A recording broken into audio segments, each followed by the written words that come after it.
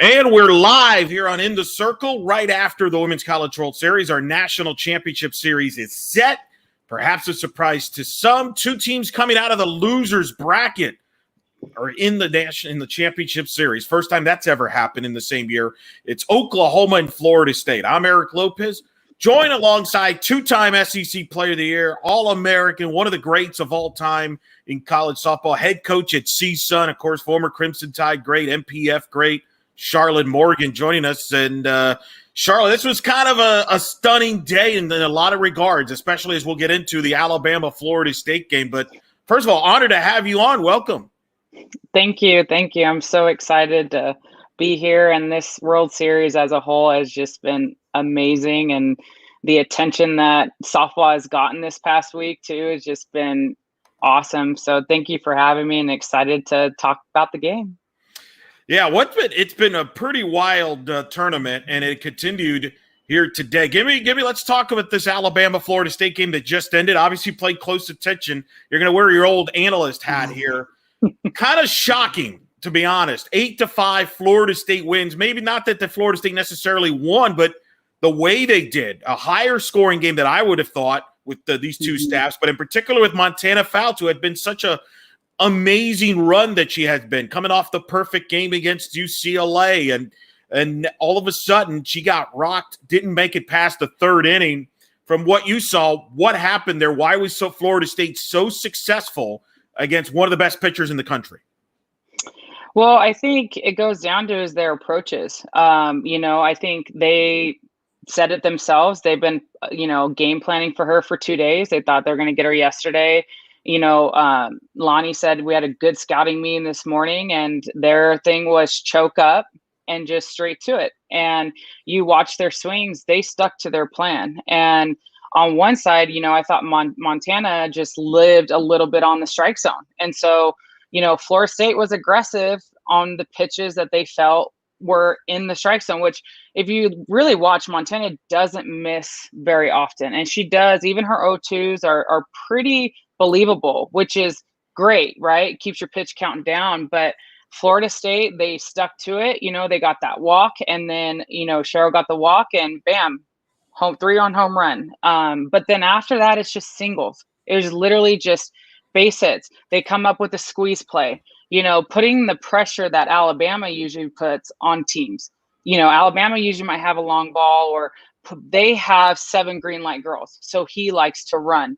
And Florida State this year has also changed their approaches. They haven't scored as much as they have in the past, and they've done a lot more small game base hits. And that's exactly what they did. They ran, they took extra bases, they took the little things that they could jump on, and they got the bunts down. And when you can, maximize in all of those areas against one of the top pitchers in the country, coming off a perfect game, you have to believe in your mind, we can still hit her. And I think Florida State came in after a very tight game yesterday, knowing where they're going to get Montana, that they just stick to their plan. They believe that they should be here. No one's talked about them all year, and they came in with the mentality is we're here and we believe we should be here. And they've done it before. They've come through the losers bracket. So you could just see that little fire. You could see they stuck to their plans. Their coaching staff does a great job preparing them and getting them to believe in their swings and not get wrapped up too much of the opponent. And I think you just saw them coming out and from the first pitch against Montana saying, we're here to play. We respect you. You are an amazing pitcher. Montana's done amazing things, but Florida State wasn't ready to go home today, and they showed that. No, and it was funny when I've spoken to Coach Alameda during this run, she talked about after losing in the ACC tournament, it was the first time they hadn't won the ACC in a long time. She felt that they were playing with pressure because they always win the ACC. They're supposed to win the ACC. And after that, they kind of met and they said, let's just have fun again. Let's just play. And they've carried that from the regionals on, winning the regional against a good UCF team. They beat LSU in the Supers on the road. Yep. And they have players on this team that was part of that 2018 national championship team. How much is that a factor that they have players on this roster that have done this before? They've now won 8 straight elimination games in the Women's College World Series going back to 2018. That ties the record. I think it just shows that Florida State, one thing I can tell you that Lonnie, they play loose. They come with kind of a major league, the way they warm up, the way that they take batting practice. They have more of a relaxed, professional way that they go about.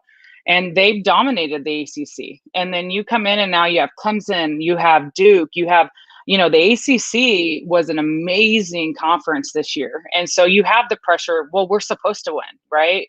Well, then you stop forgetting about what you do to be there. And hey, what have we done every other year? Like it wasn't handed to them, And so I think when you sometimes have to face a loss, they got to face it when it didn't matter, right? Or it didn't matter. They faced in the ACC tournament, but just in the right time for the postseason. Look, the third season is about to start, the NCAA, tournament. And for them to go back to how they've always done is they always play loose and they have fun. And that's one thing I love watching Florida State is I always think like, they just never look like they're under pressure. They always look like they're relaxed. And I'm like, dude, it's like, I'd be nervous, right? Watching the game and they're just like, that's just the coaching staff, the support staff, the team there. That's how they play. And for them to feel tight and maybe not play Florida, their softball all year is a little bit of a wake up call. And I think they have 5 players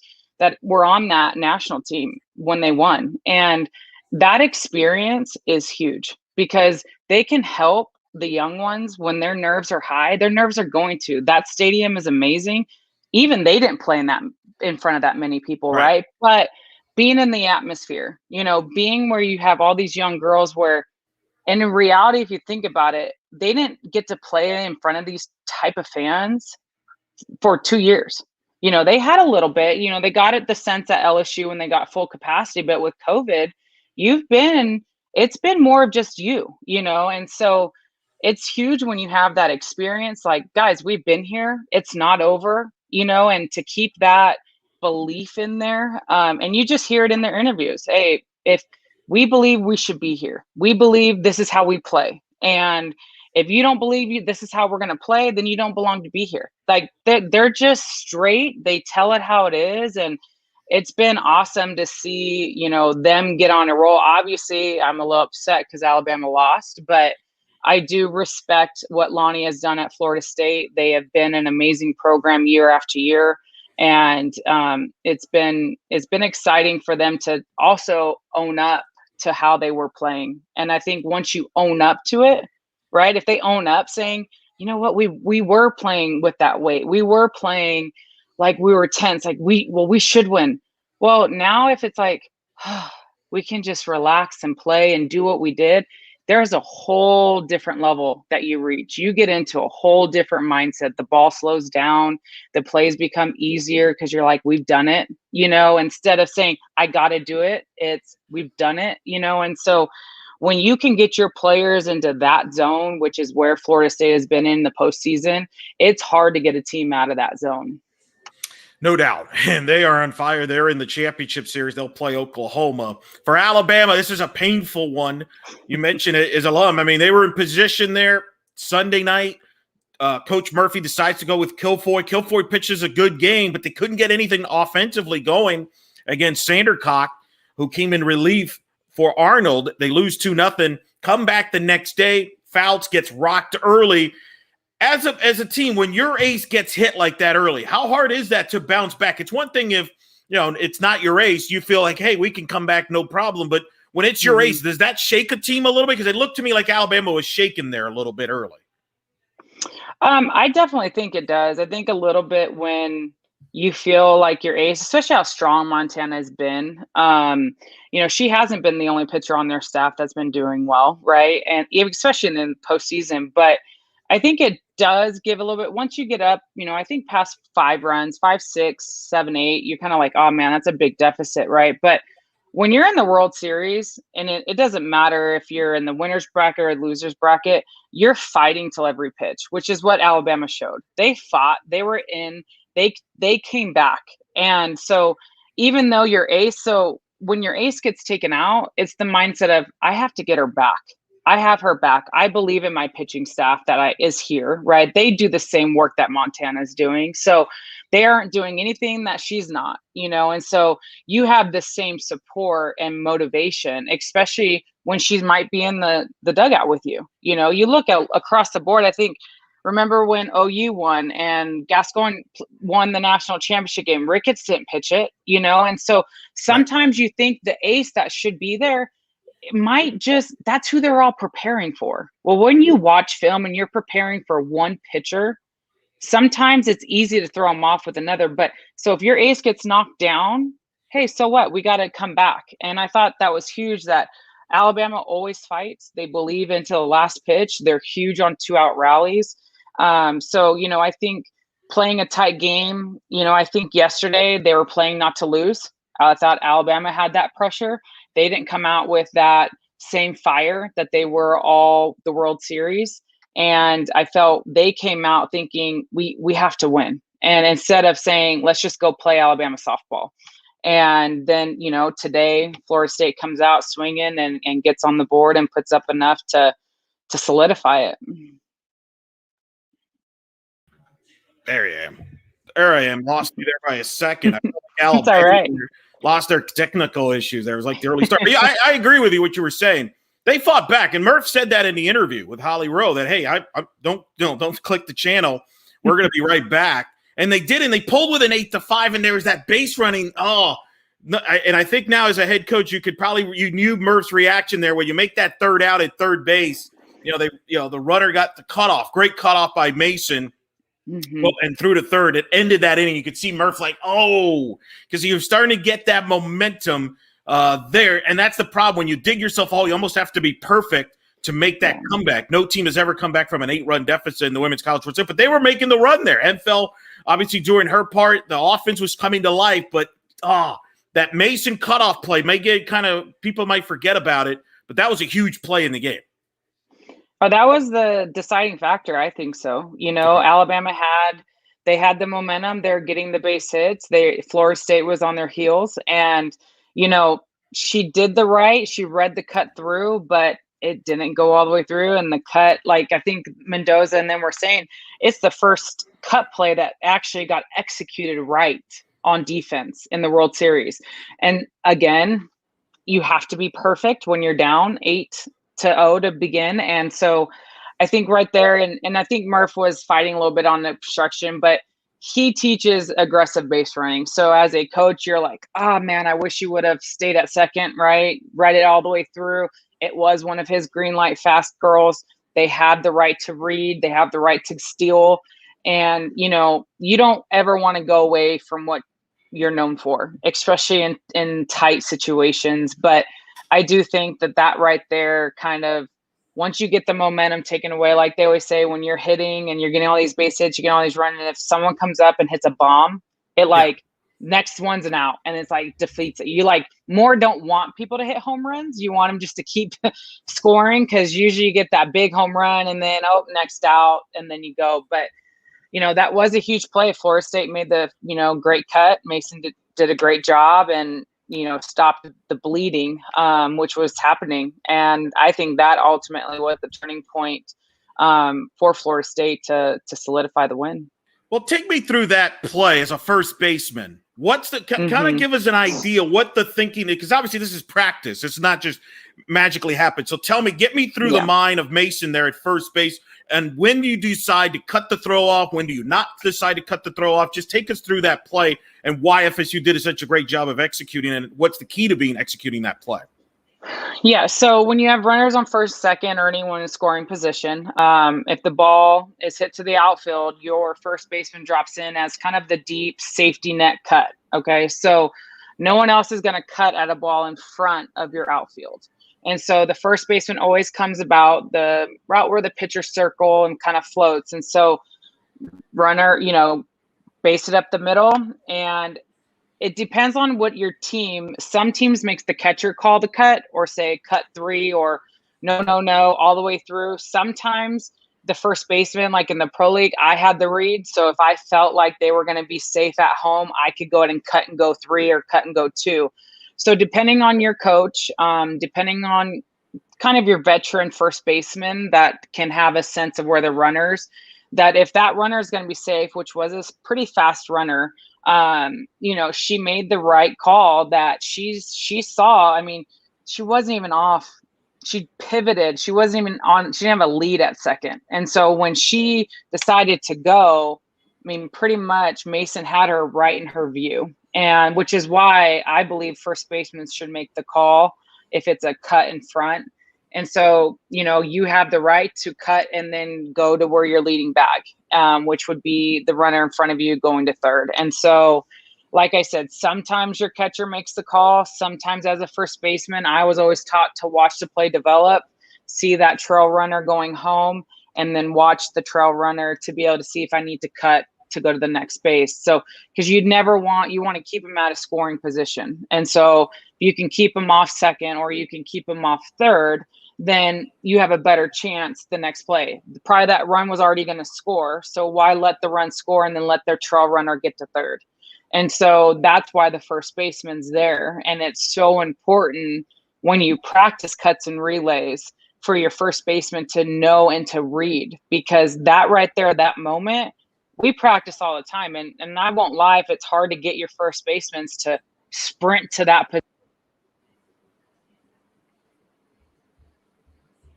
position. Like, dude, I'm just a safety.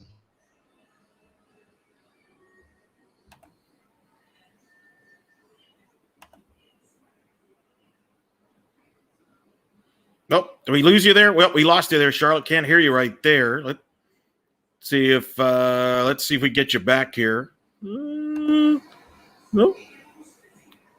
So got you mute, Lil, right there. Let's see here. We'll figure that out. There you go. All right. Now I got you. All right. But yeah, and the last thing on the play is the first baseman gets to read if it's a bad throw. So if they think the throw's offline and right there, the throw was in the dirt. So it wasn't going to get that runner at home. And so she made the perfect play, cut it. You don't have to have anyone tell you to cut that ball when it's in the dirt, and you can then go after the trail. That's a pretty wild, great description of the play. We're speaking with Charlotte Morgan, CSUN head coach, and as Capital Rehab has written in, Roll Tide, best slugger 34. You got your fans still out there. I'm curious, as a head coach now, as you watch the head coaches, as you're watching these games, does your mindset, are you watching it as a head coach? Are you watching it as a fan? Or a little bit of both? What's your mindset now as you watch these games, especially as you watch Coach Murphy in Alabama? I would love to say if I could ever watch a game and be a fan, but I've never been able to in my life. Even if I watch baseball, I'm literally watching it and like the swing or the play, Yeah. And so I always have the coaching hat on, even when I was, a player to in the pro league, to an assistant coach, to a head coach in the pro league, and now a head coach at the Division I. I'm watching what the coaches are doing, how they carry themselves, how their teams, how they react to adversity in those big moments. I was there, right? But as kids develop and as everything has changed over time, you can never stop learning. And I love to just watch the game. I'm big on watching others. I've always it's how I've always developed as a player and as a coach. And so as a head coach, I wouldn't say I changed too much. You make those big calls, but just like in a way of Murphy not getting on his player for going, that's his style, right? So that helps me remember, look, if I'm going to play aggressive, which I'm an aggressive coach at third also. And so I can't be upset if my player might run through my stop or a player might do that. Like I have to, as much as I want to get upset, it's like, nope, that's what we teach, And so that moment right there helps me, and that is always stay true to who you are, and even Lonnie in Florida State, or to Oklahoma, they got in the losers bracket, and it's like, hey, we still got to just do what we do, play our softball, stay calm, don't change anything, and so I like seeing, adversity. I like seeing, JMU come through and do amazing things. Odyssey was so huge for our game. That play she made on the squeeze to save the tying run against Oklahoma State, and just seeing stories like that and seeing, she threw against a brick wall, and it's so inspirational to see that. And that's why you watch the World Series. That's why I try to tell my girls, watch softball, watch baseball, because sometimes you get caught up in results, or sometimes you get caught up in what you've done. And if you listen to what people have that are doing great at our sport or elite, right? Listen to their testimonies. It's them working. Montana Fouts was working out extra in the weight room because she wanted to throw 73 in the first and 73 in the seventh at the end of the year. Now, if someone comes into my office, right, and is like, well, I think I'm doing pretty well, and your ERA is not, is not what Montana's is, right? Well, are you really doing everything that you can? And I think it's huge that our game shows that. And even baseball, I mean, a lot of sports do, but I think it's so good for young females to see the stories in the World Series, and ESPN does a phenomenal job hitting on all of the, highlights in these kids, where they've been and their testimonies. And I think they spent a lot of time getting to know each team, which I think is awesome. And they use the platform because so many young girls, boys, all around the nation, families watch softball because it's so fun. It's fast. It's exciting. And I remember at Alabama, I had a little boy that just adored me and looked up to me. And it was like, you know what? You make a difference. Yep. And it doesn't matter if it's a boy or a girl or whatever, people are looking up to you. And it's awesome to see. And like I said, I wish I could be a fan every once in a while, but I don't think it's in my blood. No, you can't. You got the mind for the game. You can't turn it off, Yeah, I wish I could just kick back and have fun, but that's, I'm too competitive for that. Well, let's talk about the JMU Oklahoma, since you brought up JMU. Your thoughts on their run, as obviously you're a head coach now at CSUN. So I would imagine this run for JMU is something that's going to be brought up with your team moving forward. But just describe this run by them and Odyssey Alexander. What stood out to you watching them here at the World Series? Well, I think, they announced today, like JMU, it's the first time, if they would have gotten to the final championship series, yep, that Northridge actually was 1994, right when we went over from D2 and we lost to Arizona. And I've tried talking to my kids about that. Like this program's been there. And, at a mid-major, it's not always, but these kids can look. JMU has had amazing pitchers, right? Jalen Ford, Megan, they've been pretty good. And for them to do what they've done in the regionals, do what they've done in supers, then come into the World Series, not be phased, don't call us a Cinderella story. We belong here. We do just as much work. We do everything that these other teams do. We just might not be a Power 5 school. It doesn't matter, but the game's the same, yes. The preparation's the same. And I love that, because I agree. I don't like the whole Cinderella thing. Like, let me jump on that bandwagon. Like, dude, the game's the same and the game knows. And it was just so fun to watch them be themselves. They were playing with no pressure. They played and had fun. You saw them as a team. Every time they talked in their post games it's about my team. It's about my family and the atmosphere. They were thankful about everyone but themselves. And that right there shows you why JMU went so far.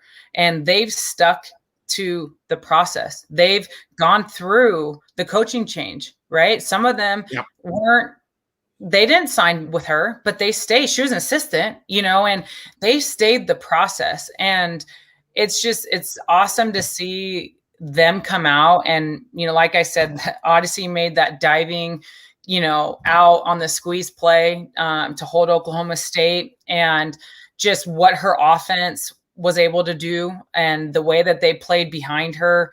And like I said, they were so much fun. I think they give other programs around the nation a little bit of hope, where sometimes it might be hard because you hear a lot of the Power 5s, you play a lot of the big teams, and I think it's, I know I'm going to go in and talk with my team and say, look, what I've been talking about, the standard that we're raising here, what we're doing here at CSUN is exactly what you just saw in the World Series. There's no reason any team in the country can't be at the World Series. And I firmly believe that if you have a team that understands what it takes and isn't afraid of the success, because when you get the success, it puts the other pressures on, right? Just like Florida State felt.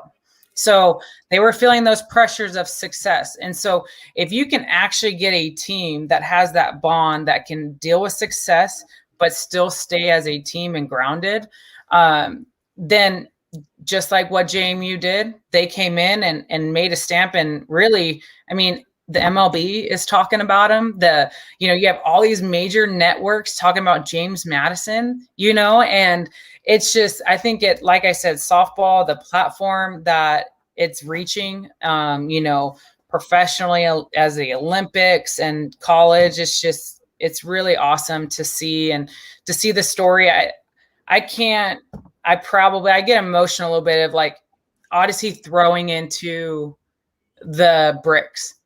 And when her grandfather wasn't home to pitch with her, and she worked her butt off because she wanted to be in the World Series. And I watched her video on JMU. I think it was her freshman year, and they asked her questions, and she says, we're going to go to the World Series. She knew that, and she had that mindset.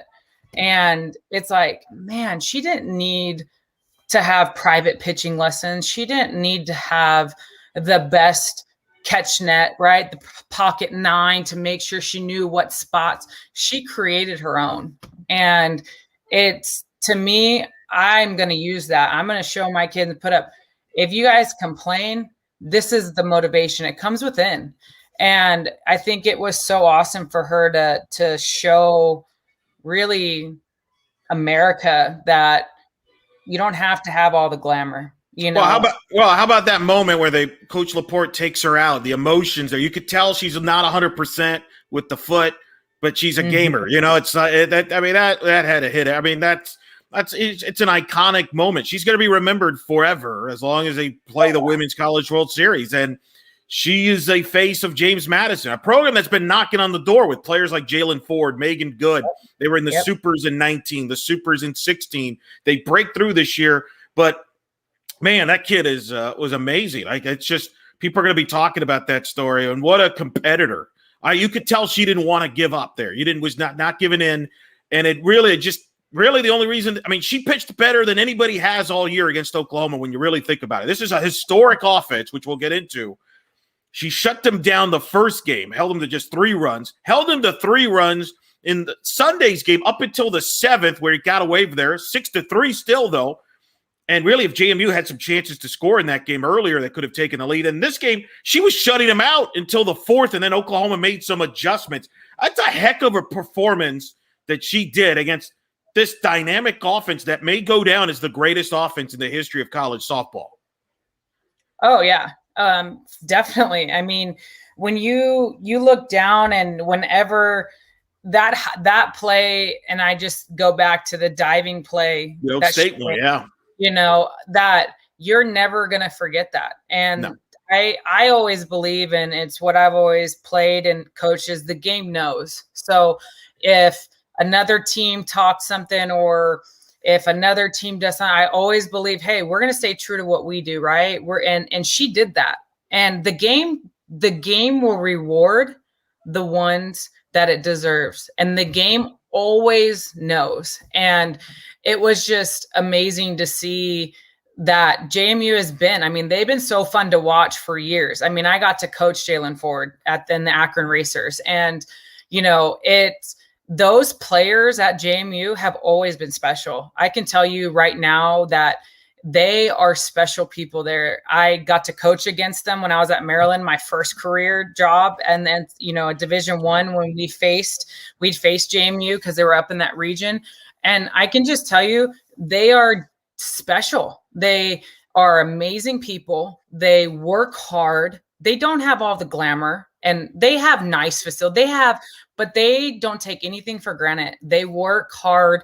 They work on their technique. They work on what they want. And it's really awesome to see JMU get through that hurdle and finally kind of be able to show America what that program's been about, which they have been doing. And they've had a great players, which you can see as their whole team. It's not just Odyssey, their whole team. You listen to any of them, you see them hug her when she's about to come out. You see them coming around her saying, look, I know you're in pain. We have your back, and even then when she couldn't do it and they had to take her out, you knew that everyone was playing for each other and playing for her even a little bit more. And when you have a program like that, it's truly special to see. And I'm excited that we were able to get to see it and actually get to feel like we were a part of it, even though we weren't a part of it. I felt like we were, and she probably has no idea the inspiration and what that program has done for a lot of programs like me at a mid-major. And a lot of people that, like I said, might not have the means to get all the glamour stuff, but, I didn't have all that either growing up. And so when you see that, it's like, you don't trust, just hard work and dedication, and you find a way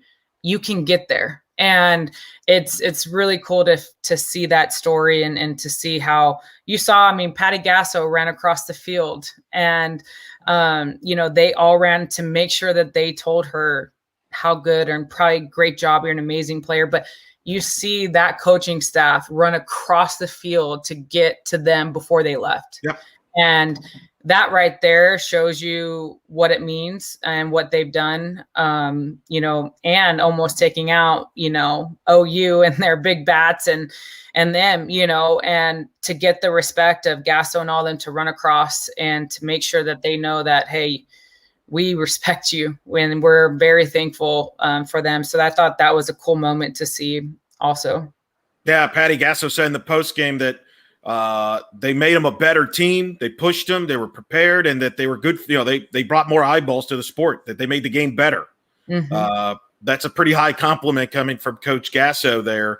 And as Rob from Canada has pointed out here, Coach Tar from Washington puts it perfectly. She says, games doesn't know standings or seedings. Right? Like nobody, that's a media talked about, but once you get into the field, doesn't matter what the seed is or, rankings and all that.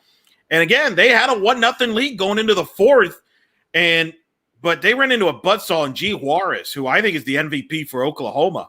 You look back at their elimination games, starts the Georgia game, shuts him out, comes in relief against UCLA, shuts them down, comes here today, gets the win. This is the Giselle Juarez that we've known that's been an All-American. Hasn't been like that this year, but boy, for the Sooners, it came at the right time. What did you see from her, not just today, but this week, that has really clicked for her?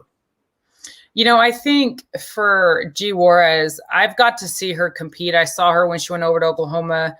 I was at Oklahoma State, UTA in that area. And I will tell you what I feel like I saw really in the World Series is her eyes. She was dialed in.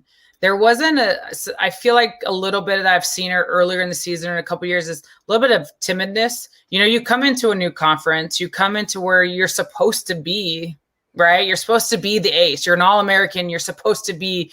And I felt like today she finally, or this in the World Series, relaxed and was pitching. And she was dominant. And she had, she didn't take a pitch off. I felt like she was laser focused in. If she made a mistake, she got right back. She didn't follow it up with a walk or follow it up with another big hit. And I felt like she has it in her and she puts in the work. And like we've talked about, the game knows. And so if you keep sticking there and you keep working, it was her time. It's her time right now. And if you can get players to believe, peak at the right time. I don't need you to peak in January. I don't need you to peak in February, right? When we start preseason. I don't need you to peak in conference. I want you peaking in postseason when it really at the end. And if you can get a player to do that, what is Giselle Juarez doing? She's peaking at the right time. right when her team needs her, right when none of us are going to remember anything else that she's done. Like everyone right now is going to see what she's doing at the World Series. And isn't that what you want? You want to compete for the national championship. You go to a Division I school, especially going to an OU program that has the tradition, right? You want to win a national championship. And right now she's pitching. Is putting the team on her back and saying, you guys stick with me. I will close it out. I will go the distance. She went the distance. And I think that to me, I just see the drive. I don't see her getting any anxiety, giving up a hit or giving up a home run. First pitch, bam, home run. She could have crumbled, right? But again, too, don't you think she's faced that this year, right? She's faced adversity already. So you faced it, probably not when you wanted to, right? You want to always do pretty well. But now she got to face and say, so what? First inning, first pitch, it's 1 run. You got to score anyway. And right there, I felt like she dialed in. She went into pitching her game. And I think that it was the biggest thing was to see her. I felt like she stepped up maturity-wise as an athlete this postseason and really at the World Series, when in reality, this is when it matters. When you're at this stage, it doesn't matter what you've done. It's what you can do right now. And OU, it couldn't have been a better time for them to have one of their big pitchers that they thought was going to come in and be who she is. This is G Juarez. And it's nice to see her come out and compete and have that little fire and the head whip that she does when she checks runners. You know, she's in her zone right now. Yeah, Patty and she's had some injuries she had to deal with. Last year, she had some injuries, and I think that's been a factor, too, why it's been an up and down year for her this year after a really good 2019. And, Coach Gasso has talked about during this run about the competition from within as far as who gets the ball. She didn't pitch in the super regionals against Washington. They went with Nicole May, the youngster, and then Shannon Sale. But Gasso said in Wednesday's press conference prior to the Women's College World Series that this was the best week of practice that G has had as a Sooner, and that she was really controlling the hitters. Mm-hmm. So clearly that suggested that she was healthy and confident going into this when they called their number, and it showed. And that's a big part of it, right? When you know you're healthy, you're confident, and you're facing a great offense in practice every day, and you do well, that's got to give you some confidence. Oh, definitely. I mean, she gets to face the top hitters every day, right? And I truly believe in him. It's awesome, good to see, especially as a coach, that Gasso said this is the best practice G has had, right, all week. And she went with her. She's been going with, the young one. What happened? She got hit. May got hit. And so what do? You go to the one that you feel is ready, and you feel like she showed it. So it doesn't matter what you've done the last 3 months. It literally matters what you do right now.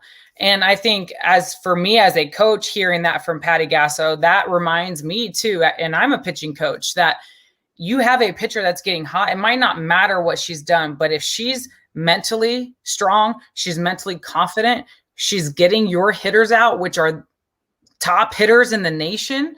The only offense that has how many over 400 hitters, They're the only team in the nation with their offensive numbers, and you're controlling them, then she's ready, and she's proving it, right now. And how can you not have the confidence knowing I just got the best hitters out all week? I'm in my zone. I'm peaking. And she's pitching with that confidence. And it's really awesome for us to see G Juarez go through the injuries, go through a little bit of up and down to hitting her stride when it matters. And again, I could tell you is if you asked her, hey, do you want to feel like this in February or March, or would you want to feel like this right now in June? She'd say, I would take everything that I went through for this moment, for how I feel this past week. I'll take it right now to go through everything I went through, because I wouldn't be who I am today if I didn't.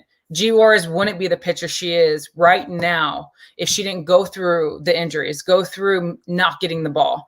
And I love that Patty, I've watched her all years, they compete because if you don't compete every day, even if you're in a starting lineup, there's someone that is trying to compete to take your spot. That's how she builds her program. And so if you either want to compete and if you don't get the ball, you keep working, or you don't keep getting the ball. It's easy as that. It's your choice. And it's been pretty awesome to see, it's apparently that G Juarez has stick to the process, stick to the grind, gotten through it, and is again peaking at the right moment. And it's pretty awesome to see her really, be the rock for OU, which they needed someone to step up in the circle and be that person for them. They have the offense, they've had the defense. I know they've made some errors in the World Series, but they have that. And so they were just missing someone in the circle to take the ownership and say, this is my ball, guys, get on my back. And they finally got their pitcher to take that pressure and say, hey, G Juarez, give me the ball. I want it. I got this. Let's go through it. Yeah. And I think they're really ready to go here for this championship series with three arms they trust, with G as the, now pitching at an All-American ace level. And, oh, by the way, a very historic offense. You were a great offensive player yourself. It's you and Kretschmann probably as the two greatest Alabama offensive players of all time. You've been in some great offenses in your career, both at Alabama and even in the pros. What makes this Oklahoma offense as special as it is? It's so dynamic that we have not seen these numbers. I mean, they're putting up video game numbers, and they score in bunches. They were getting shut out for a while, and then they end up scoring, 7-8 runs in a blink of an eye. They're just what as someone who is a great hitter yourself, what do you see when you see Oklahoma's offense? I see competitors. I see people that are competing that understand what it takes to be a good hitter, which really an elite hitter. Everyone in their program is an elite hitter. To be an elite hitter, you have to know the details of what an elite hitter, your mechanics, your mindset, but then also trusting your coach's approach. And like they say that, like Patty was saying, they're talking to each other about the plans. Oh, this is what I saw. This is what I see. This is what you should expect. Gasso, JT doesn't even have to tell them. He helps them in the beginning with the plan, but Patty has said they're literally relaying it and coming up with their own plans as they're in the game.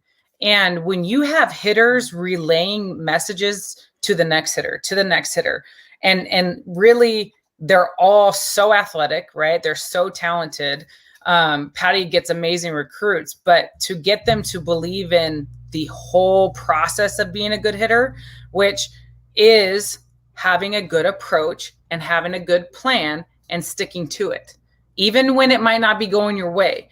And when you watch OU's offense, they might get out here and there. They might pop up, right, or strike out. But what do? They rarely do the same thing twice. You never see the hitter do the same thing twice. And good and elite hitters will pop up, strike out, and look at, why did I do that? Was I looking in, I swung out? Did I just, I got too antsy. I got too excited. Okay, I need to shorten up, quick little fix, think middle, right? Now you're not overthinking it, but it's thinking of my adjustments. Some hitters get afraid of that, because when you get into that zone, and I would know what pitch I'm looking for. I would know if someone shifted. I would know if I could pick something. I would know what on my account, what I'm looking for, right? And then every at bat would prepare me for the next one. My first at bat, I don't ever want to hit. I think I'm going up. I'm 0 for 3 already. I'm going up there to have a productive at bat, because I want my fourth at bat, then I know everything that you have. When the game is on the line, my third, fourth at bat, I've seen everything, right? So they're hitters. You can see them do that. They get better as the game goes. That's why they're putting up 24 to something in the like, who does that in the regionals? But they don't stop either, because that's what their program. They're good hitters. They stick to the adjustments. They stick to the process. And when you then can have them do their plans to each other and adjust, dude, as a coach, you just sit back and watch them. And that's what they're doing. Patty was saying, like, JT doesn't even have to, like, they're coming in and talking. Like, how awesome is that as a coach to know your hitters have gotten into that level, right? Have gotten into that competitive where, we've done our scouting. We've probably watched, okay, we know this is kind of what our approach. And then as the game goes, they take it. Dude, that's when you know you have an offense in the elite status. And it's been really cool. I've been watching them pretty close because as a hitter, I thought sometimes that way pretty often. And to see their whole offense do it, it's pretty awesome because they hit the home runs, but if you watch, they've been doing a lot of other special things. They're not just relying either on big home runs. They are, but they're taking extra base hits. They're getting the bunts. They're doing an all-around offense at the same time than getting home runs. But they don't have the big launch swings. They're very short. They create the bat speed. They create the exit speed.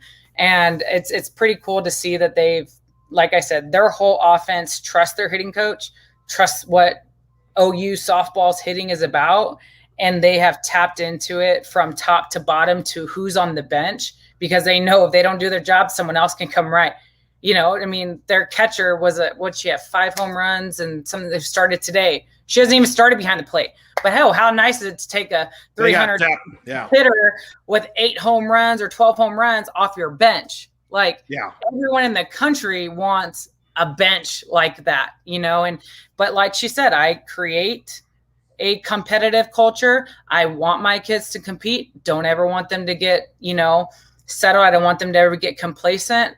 And it just proves again why a team at their level can continue to get better and then set up these new records and everything that they've done this year in their offensive numbers. And they will now play for the national championship against Florida State.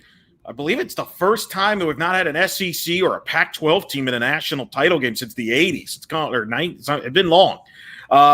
What's your thoughts on this championship series matchup, having seen both teams? What are some of the keys here as we kind of wrap up with you here? What are some of the keys you're looking forward to seeing in this championship series between these two teams?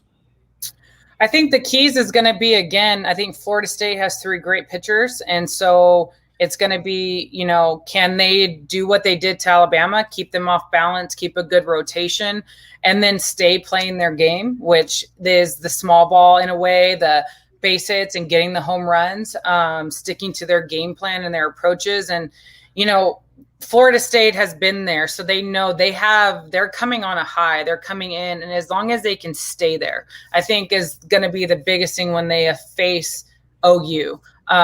OU, they expect to be there. They want to be in the championship. They got knocked down right in the losers bracket, but they pretty much know who OU's pitcher is right now, right? So you got to get through G Juarez.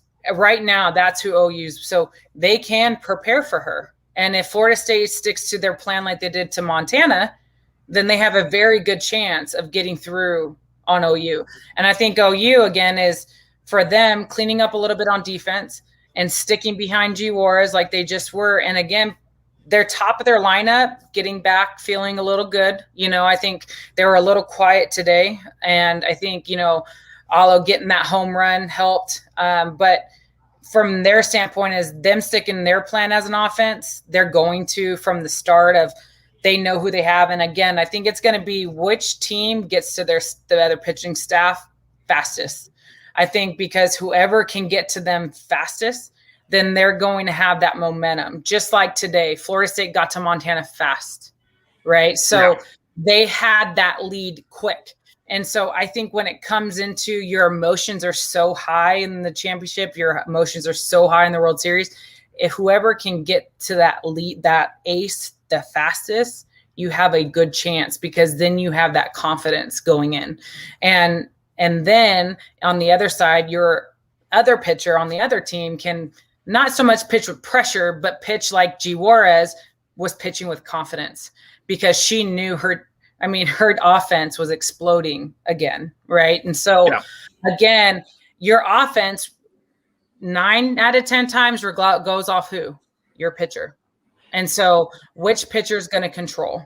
Which defense is going to control the game to let their offense feed off that? And I think both teams have showed they're feeding off their pitching staff. And it'll be interesting. I think it's going to be a good fight. I think both have come in and played, at the tough and the losers bracket. So they're all wanting to win it. And so again, I think it's who can get that ace out, who can get that starting pitcher out, and then, just kind of keep that pressure the whole game and keep it going into both games. And if necessary, a game 3. We hope for a good series on that, as we're joined by Charlotte Morgan, CSUN head coach. And we'll leave you with this, because you've been so kind joining us for this. I love talking softball. We could do this for hours, but you have a life. I don't, but you have a life. But I do want to ask you about this, because you just finished your first year as head coach at CSUN. And one of the highlights is you just recently played the U.S. Olympic team, who's currently getting ready for the Olympics, which is less than 2 months away, believe it or not. They're playing, in fact, in the state of Oklahoma. They just finished with the USAA Pride. They played like a 3-game series. But you got to see them up close, and some of your friends there, Kat Osterman in particular. Tell us about that experience, and what did you see from Team USA as they get set here for the Olympics? Yeah, when I got the call to see if we could schedule them, and we ended up playing them, right when our season ended. And, any chance that you can be a part of Olympic team and their process and helping them prepare for the Olympics to support our country, I got that opportunity at Alabama. We got to play them in Birmingham, and I was like, no doubt, 100% we'll make it work. And my school at CSUN went above and beyond. We brought in Barb Jordan to call the game, to be an analyst. We wanted them to feel like they should. Their tour got disrupted with COVID, and they haven't got to play and prepare. And so I wanted to try to make it as real as it could be for them. And it's exciting to be able to see Kat, like she is one of my close friends, to see Haley McClenny and, Monica Abbott, and see them compete. Some of them have come over back from Japan, and, a lot of them have been competing on their own, and to give them a game-like sense, real umpires, it was good to see. Kat hit a couple batters. Monica was on our side for a few innings, which one was amazing for my team to be able to play behind a pitcher that level, the way she communicates, the way she commands. But she got home runs hit off her. She got 1 home run hit off her, and to see them bounce back from adversity too, right, was huge for me on our side of, CSUN. My first year, it was a rough. I had 10 healthy players, really 9. But for them to be able to finish playing our Olympians, and, when we get to watch them in the Olympics, you can say, hey, I helped prepare them, and for me, it was exciting to see them play and kind of talk with them about what they've been working on, what I saw, watching them take their BP and talking with Kat a little bit on her pitching and some adjustments that she's making. When I was their teammates or coached against them in the league, you have those talks. And so it was really awesome to get back on the field and have that experience with them. And I can't wish them, the best of luck, and I'll be watching them. I don't care if it's 3:00 in the morning, I'll turn it on. It's usually always offset, but I'm excited. They're preparing, they're getting some good competition. They're getting the Pride. I think they're going down and they're playing in Houston too. So I think they're going to be putting like a All-American team kind of that they're going to play. So it's exciting that people are still, doing what they can to make sure our team, USA is prepared when it has been, it's been a struggle with COVID to get ready and to prepare for the Olympics. It's not what you think and dream of. In Japan, other programs, other nations can still train the way. It's been a little harder here in the United States. And so again, I'm just thankful that I was able to help them and give them a little bit of, I'd say help them in the process, give them say so. Yeah. Yeah. So again, if I could ever do anything or help our country, help our game, help our sport, help the leaders in it, or anyone, even if it's a 5-year-old to a 30-something-year-old, I don't care, as long as our game's getting better. And it's exciting to see Kat and Monica and just the group that they have, and Chittister and, Ricketts and them. So it's fun to watch them play, and I'm excited to see them go and hopefully, bring home the gold. That's exciting. That's a cool thrill. That's something your players will remember forever. There. Did you do any trash talking to Kat? To get her motivated? Any trash talking to get her motivated? I told my players I was going to get in her head, and they were like, they were like, Coach, you're not going to say anything to her. And I'm like, oh yeah, trust me. Don't worry. She threw at my head and then I hit a ball straight at her. I said, we have that, but then we go to dinner. We're like best friends. So it was an awesome experience. It was fun for me to finally get back around. You know, I'm assistant coach with Kirk Walker for the Commotion, but we haven't been able to play a game in the Pro League because COVID hit. We were getting our travel plans. And so I haven't got back around, you know, the pro side or the Olympians for a couple years. And so it was fun to get back around that and see them. And, you know, Haley McClaney had a great little speech to our team. And again, they're leading the way in our sport, you know, and I hope they know that we are all here supporting them and wishing them the best. And like I said, I think being able to do as much as we can for them, I think is, as a sport or as a person, no matter who you are, please, anything that they need to help them out, because it's a special group and it's for our country. Well said. Well said. One last thought, because our audience, our viewers have wanted me to ask you this, put you in a hot seat. A prediction for game one. I'm going to expand on that question. All right, Fabric, if that's okay with you. You have a prediction for the series? I would say my prediction is I'm going OU. I think Florida State's doing a great job. I think G Juarez is in a zone.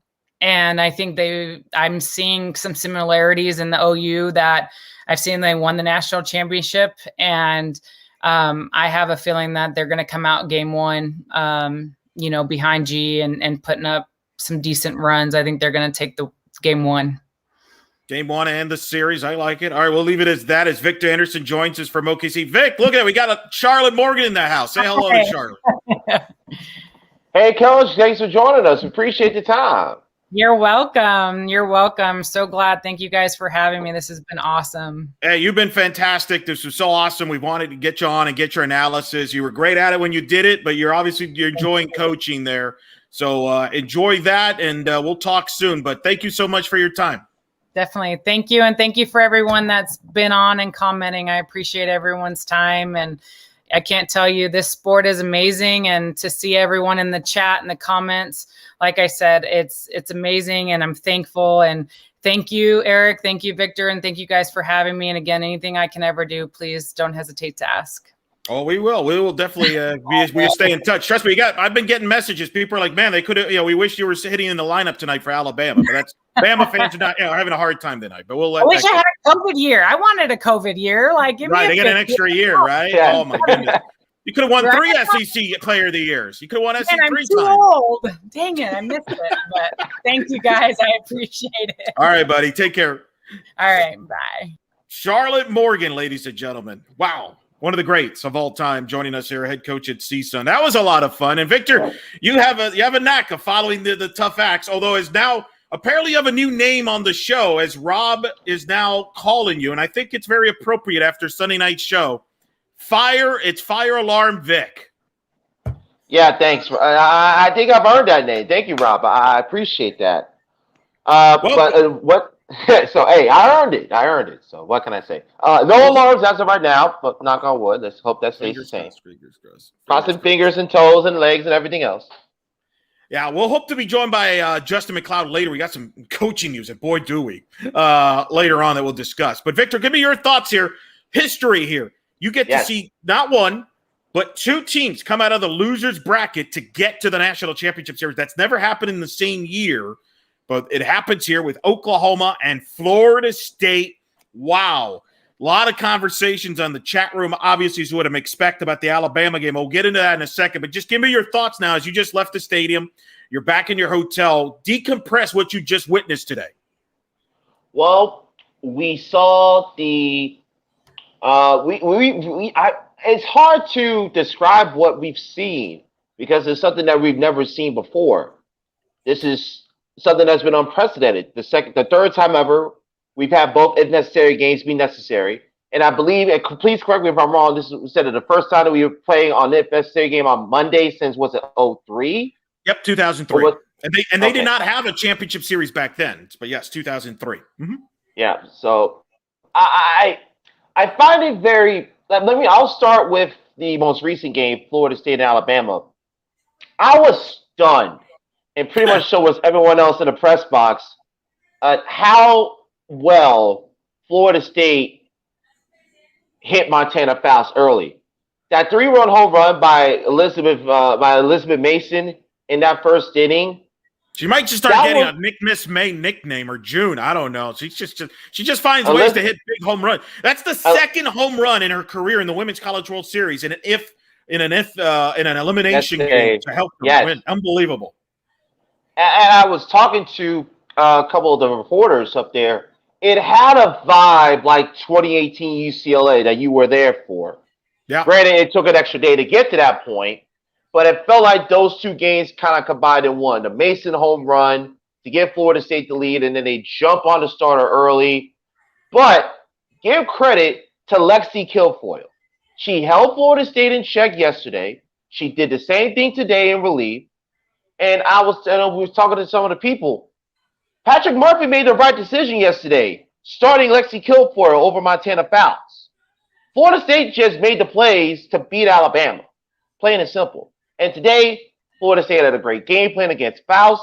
They jumped on her early. They chased her from the game. And they were able to hang on late and get themselves to the Champ Series for the second time in their last 2 trips to Oklahoma City. It's pretty remarkable. Pretty remarkable. Let's get into, you mentioned you made the right decision last night. They started Fouts tonight. That's been a hot topic here, Victor, in the chat room about the decision to start Fouts. What was the feedback over the last, from that situation? Fouts got rocked. Florida State got to her, knocked her out. What was the chatter going, during that as that was unfolding here? Because a lot of people were questioning whether Fouts should have started Sunday. Didn't start Sunday, started today, Monday, and got rocked, which shocked. I had to believe that press box you mentioned had to have been shocked. Oh, stunned. There was there was a feeling of disbelief that this is the last time we saw Montana Fouts, she was throwing a perfect game on her birthday with 14 strikeouts. And she had extra rest. And people were talking about, well, did the unanticipated extra rest help her, things of that nature? I don't think it did. I don't think it hurt her, honestly. Florida State just made great adjustments, and he had extra time to prepare for Fouts. That's the biggest thing. And I give credit to Coach Patrick Murphy in Alabama, because it would have been so easy, down 8-0, go into the bottom of the third, you just pack up your stuff and go on home. Bailey Hemphill hits the home run. Hemphill gets on base, hits the home run to get themselves back in it. They cut the lead to 8-5, and you kind of got the feeling that, okay, does Alabama have one last push left in them? But then they ran out of time. And again, Lonnie Alameda, Florida State, she works that pitching staff. Sandra Cox gets the start. She gets tagged a little bit. She brings in Caitlin Arnold. She gets tagged and brings in Watson to close the door. And now Florida State's on their way to the Champ Series. And a couple of Florida State fans were mentioning us on Twitter. By the way, follow us on Twitter, in the Circle SB. We appreciate that. About not many people gave Florida State a chance. And yeah, like they're really upset, which is, I always love we got no respect card. Like I'm reading on our in the Circle SB Twitter. Thank you for responding, for tweeting at us as well. You can tweet at us while you chat with us. Alicia writes, FSU softball gets no love from anyone other than Knowles fans. Like Mason said, we're all we have. Let's go Knowles. # They obviously were included in that deal. They included the ESPN broadcast. I know where the ESPN broadcast stuff comes from, but I will get into that later. But I don't sense like we're hating on it, Florida State. Did we, Vic? I mean, I think we're the biggest, like the president of the Lonnie Alameda and Travis Wilson fan club. I mean, what the job they've done here has been remarkable. And their seniors that were part of that 18 team has kind of raised their game here during the postseason. It's been remarkable. I think, Eric, yes, I think it goes back to some people thought Florida State was going to get out of their own regional, and not many people gave them a chance to Supers versus LSU, and people thought they may go 0-2 barbecue in Oklahoma City. That's where probably the root of that tweet came from, because going to the postseason, not many people gave Florida State a shot, but here they are once again playing for the national championship. Well, and we said, look, we were the ones that we've been saying on the show that the ACC, not the Pac-12, not the Big Ten, in my opinion, is the one that had the biggest gripe on Selection Sunday. Think about this. Florida State did not win the ACC. They didn't win the regular season. They did not win the tournament. Duke won the tournament. Clemson won the regular season, yet neither one of them hosted. And I think this shows how strong the ACC is. To me, that's where the chip on the shoulder should be. It's not that on the Florida State. Look, I still don't think this Florida State team is as good as the 18 Florida State team. That team was loaded with King and Hansen and that offense Warren. they had. Oh, my goodness. I don't think this team is as dynamic offensively, but what they are is they got arms, and that's something that is always vintage Florida State softball. Their identity is pitching. And they got it again here with Sandercock, Arnold, and Watson. What did they do against Alabama? You know what? She bring 3 pitchers. Coach Alameda has mentioned how she's adapted this year. It used to be you just let your arms go as deep as they can. This year, Florida State's only had 13 complete games as a staff, which tells you she's not afraid to go to the bullpen. I even made the tweet. It's very much like a Florida State alum, Kevin Cash, does with the Rays. I really compare him to the Rays. This Knowles team reminds me of the Rays. I don't think they're the most talented team, certainly not in Florida State softball history, but they all have their roles, and that pitching staff has their roles, and she's not gonna leave them too long in the game. Yeah. And now you wondered, there was times where I wondered, and I tweeted this, boy, did she pull the trigger too early, pulling Sandercock early? Yeah, I was worried about that. I made the comparison to Kevin Cash in Game 6 of the World Series, where he pulled Blake Snell early. Because I was surprised she went to Arnold in relief, because Alabama knew Arnold. They had seen her from the day before. They hit Arnold. But I think what happened was Lonnie was just trying to get this game into the late innings, the high leverage innings, if you will. Yeah, high leverage situations to bring in Watson. That's exactly what the goal was. And I did see their Sandercock was going back to warm up, so they could have re-entered her, I believe, as well. But that was the key for Lonnie after, when you win 4 in a row, that's the thing. She's got a lot of arms. And as we'll talk about this championship series, Victor, I expect all 3 of those arms to be used against Oklahoma, maybe in each game. I don't know if she'll necessarily stick to one arm against that lineup. I think she's going to try to play some matchups. It's going to be a very interesting chess match there. But no, I don't. People always have a chip when their team, you got no respect. But I mean, trust me, I think we've done pretty well for Florida. In fact, I was there in person in 2018 when they won the national title. They hadn't won one before that. Here we are 3 years later, 21, Victor. You're there, and they're playing for the national title. So we can't be the problem for that program, right? I think we're good. If anything, we should be on the we probably should be invited on the traveling party in the future here, because it seems like they do well. Let's not get that too far-fetched, sir. Let's not get carried away now. All right, so great win there. Devastating loss for Alabama, though, Victor. You were there in the stadium. Give me your thoughts on the Bama fans after the perfect game against UCLA. We're thinking they might be the favorites, right? They're the favorites for the national title. But yet, here we are, gone. A bitter pill to swallow for Patrick Murphy in Alabama. He's going to get asked a lot by the media, I'm sure, about the pitching decisions in the last 2 days. They're often struggling on Sunday. What do you think? How do you think this will go over at Alabama? I don't know if our friends Gray Robertson and Tom Canterbury will do an episode recapping this. I'm sure they will at some point when they get back. I think they drove, right? So they got a long drive. Any advice for them, since you're someone who's done many long drives? Find a good music station with Decade Station on Sirius XM. Or if you're going to be listening to the championship series, go to Westwood One and listen to Ryan Radke and Leo Miko O'Brien with the call. And feel free to call in during the championship series if you like to. Although I wouldn't do that. If I were in their shoes, I wouldn't want to talk about it either. So no. So what do you think they're going to reflect back on if you're from an Alabama perspective? The game on Sunday, the Sunday game, because if Kilfoyle did everything you wanted her to do. It's just that the offense didn't get the job done behind her. Yeah. Particularly everyone not named Bailey Hemphill. is that Sunday game that they was a pitcher's duel. They had chances at the end, but the Alabama offense could not come through. And then Florida State gets the early momentum with the home run by Mason. They get the 3 spot before Sandercock takes the circle. And I see this so many times.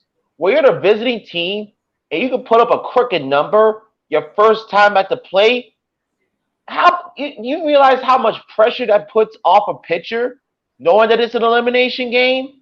It's remarkable. And I think for Montana Fouts to have that season end the way it did, after that great high she had on Friday night with the perfect game on her birthday. Be prepared, ladies and gentlemen, for a motivated and ticked off Montana Fouts in 2022. She is going to be on my short list for preseason player of the year, along with Jocelyn Allo and Tyre Jennings from Oklahoma. That's my short list for preseason player of the year, because Montana Fouts is going to take the ending of this season, that bitter taste in her mouth, and she's going to use that as motivation for her offseason training, for fall ball, and get ready for a loaded and focused Montana Fouts in 2022. An emotional Montana Fouts in the postgame, obviously in tears, as you would expect, handling some tough questions, I'm sure, in that press conference. We'll have those press conferences on our YouTube page in the Circle SB. As soon as we're done with this live show, I will post the Alabama and Florida State postgames there. But gut-wrenching.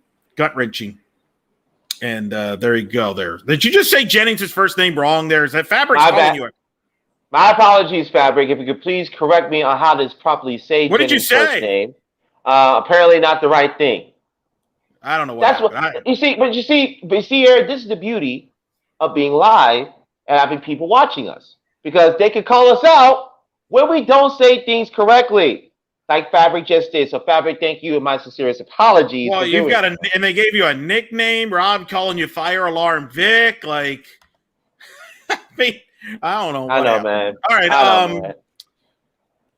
So Florida State obviously advances. Oklahoma wins. Your thoughts, Oklahoma, JMU? But that was a 1-0 game going to the 4th inning. And it looked like, wow, Odyssey Alexander's doing it again. But the Sooner offense kind of made some adjustments, I thought. They were trying to hit, I looked like home runs in the first 3 innings. A lot of fly ball outs, made some adjustments.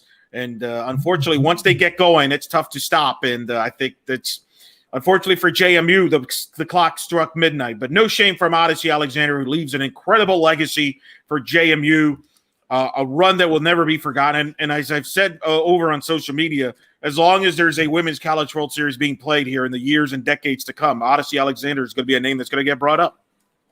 People are going to remember Taryn Moat's performance in the Women's College World Series.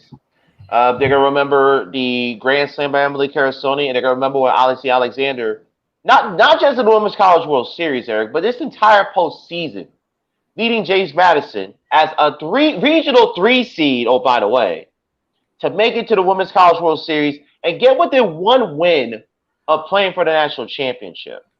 And the ovation that Alexander received going off the field when she got pulled, I was sitting in the press box, and I started welling up. I did my best to hold it in, because it was not just the JMU fans, and not only the Oklahoma fans, but everybody who was there showing their appreciation for what this young lady did to put James Madison on her shoulders and lead them to getting within 1 win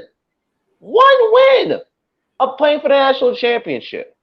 And I think her and her senior class and James Madison, they're going to be immortalized forever for what they've done for James Madison. They put James Madison on the map. Look, softball fans knew about James Madison with Jalen Ford and Megan Good, the super regionals they had in 2016, 2019.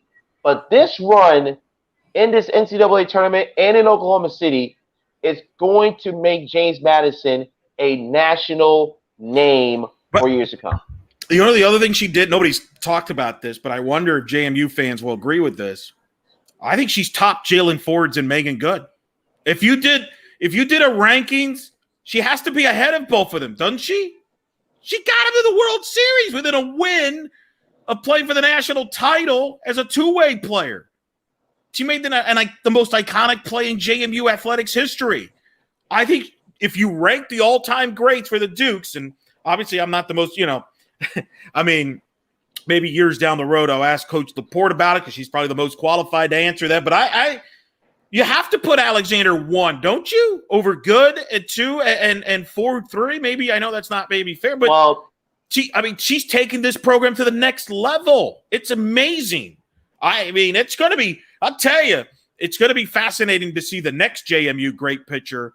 Big shoes to follow. I think she's the greatest player in JMU softball history, and I love Megan Good. I loved Megan Good. She was a top 3 finalist. But how do you deny Odyssey Alexander what she's done? She's got a great resume, right? It's kind of under the radar, but she has a great resume. And look at this postseason run. Beats Tennessee, beats Liberty, beats on the road, okay? On Tennessee on the road. Beats Missouri twice. Yep. Not only beat them twice, she beat the umpires. She beat the umpires. The umpires took away her strike zone in game 1, and she still found a way to win.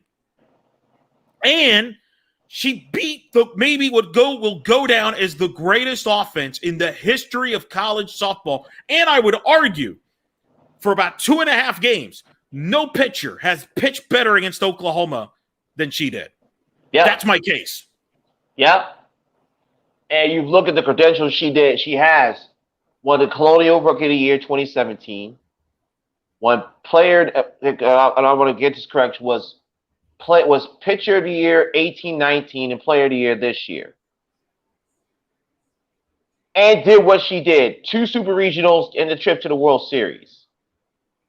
And you can make the argument that her season was ended by the eventual national champion because she lost in the Super Regionals in 2019 to UCLA in Los Angeles. Well, you know what? He left. All right, we'll bring Justin McLeod in a couple minutes, who's covered as JMU a very long time, and I'll ask about that question in a moment. But look, with all that being said, Victor, Oklahoma, G. Juarez to me is the story. She's the difference maker here. She pitched like All-American G. Juarez. And to me, if G. Juarez pitches like that in the championship series, this is a wrap. With all due respect, that's we've been wondering for a while, right, Victor, about this Oklahoma pitching staff. Would it be good enough?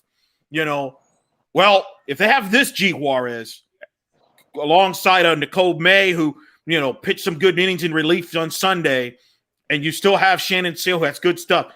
But this G. Juarez, this is the G. Juarez, the All-American we saw here. And to me, if this is the G. Juarez we get in the championship series, this is Oklahoma's national title to lose, in my opinion, because she was I know she gave up the home run in the first pitch, but after that, JMU had no chance against her stuff. None. Juarez had it all working in all 4 quadrants, particularly getting ahead of batters 0-2, 1-2. And Kelly had that point. She mentioned this in our chat on Saturday night about that intensity, that look she had versus during the game versus UCLA and the game against Georgia. That intensity, that fire. And remember, G. Juarez did not pitch particularly well in the Champ Series in 2019 versus UCLA. So she has something to prove as well. So let's not forget about that. And the fact that she was so dominant and was still able to keep the hitters off balance for JMU as they went through that second time and that third time through the lineup. If she pitches like that in game 1. Now we'll see if she goes game 1, but I'm saying whenever she pitches, regardless, it could be all she wrote on that. And I'll tell you she was spectacular because their offense will figure things out. They've clearly shown that they've faced some adversity in this series offensively. Things haven't gone as smoothly as it did during most of the season, but they found ways to do it. And players like Nicole Mendez and company, they always seem to figure it out. And woo, that G was filthy. That was just some filthy stuff. It was not fair. So big for Oklahoma, Florida State, I believe, and we need to double check this. Somebody even posted this. I think in our chat room, this might be the first national championship matchup in softball that did not have an SEC team or a Pac-12 team since the 80s. I think 86, somebody mentioned on the chat room. Let's bring in, while we think about that, as Victor's going to try to look that up, let's bring in our guru here from Justin's World, Justin McLeod, who is back in his hotel. He's covered many World Series. And he's here because, oh, by the way, there was some coaching news today we have to get into. Because why not? Why would you not have coaching big news? Only the greatest of all time, arguably, deciding to retire officially. And we already have his replacement in. But we'll get into that. 1986, by the way, is what Jesse James was saying on the chips. But before we get into all that, Justin, I do want to ask you this, because for many years, one of the things, your big coverage of Justin's World is you cover the mid-majors for a long time. And you've covered JMU for a long time, going back to the early Mickey Dean years. Mm-hmm. What's your reaction to my comments I just made that I think Odyssey Alexander is the greatest James Madison Dukes, ahead of Good and ahead of Ford, based on what she's accomplished here, not just in her career, but obviously, especially in this run? Are we saying best player or most legendary player? Ooh, look at Justin with the creative. Let's go. Give me your thoughts on both. I mean, I'll let you run with it. That's a good way of breaking it down. Give me a breakdown of that. Okay, so best player, I'm going to disagree with you. I still think it's Megan Good, because she did what Alexander did, but honestly, across her career, I think Good did it better to a higher level. And so, if we're talking best player in JMU history, I think it's Good. If we're talking most legendary, though. To be legendary, you kind of need. It's not just you have a good career. You have a. You have to have something to tie that title into, and I think for Odyssey, well, this World Series is it. Whether it's the diving play, which we're going to see for years and years in highlight reels and World Series. Even I'm sure it's going to make ESPN's montage. They turn on programming, in future World Series and that kind of stuff. But even if it's, the wins she got over OU and Oklahoma State, or if it's her gutting it out, when maybe she wasn't feeling so hot, or if it's the walk-off and the ovation she got today, I think all of it combined, I think, to me, makes Alexander the most legendary, because Good was really good. Good was great. Love no pun intended. Yeah, there you go. Yeah, this is why he writes for a living here, Victor. You know what I'm saying? Exactly. I noticed that. Yes. But I think for Alexander, though, she's got this to tie into now, and I think she's going to go down as the most legendary. All right. All right. I'll go with it. I'm okay with that. You good with that, Vic? Is that a good one? You want to? All right. By the way, let me just show this right here, Justin. Look at this. Fabric 86 is excited to see. Look at this.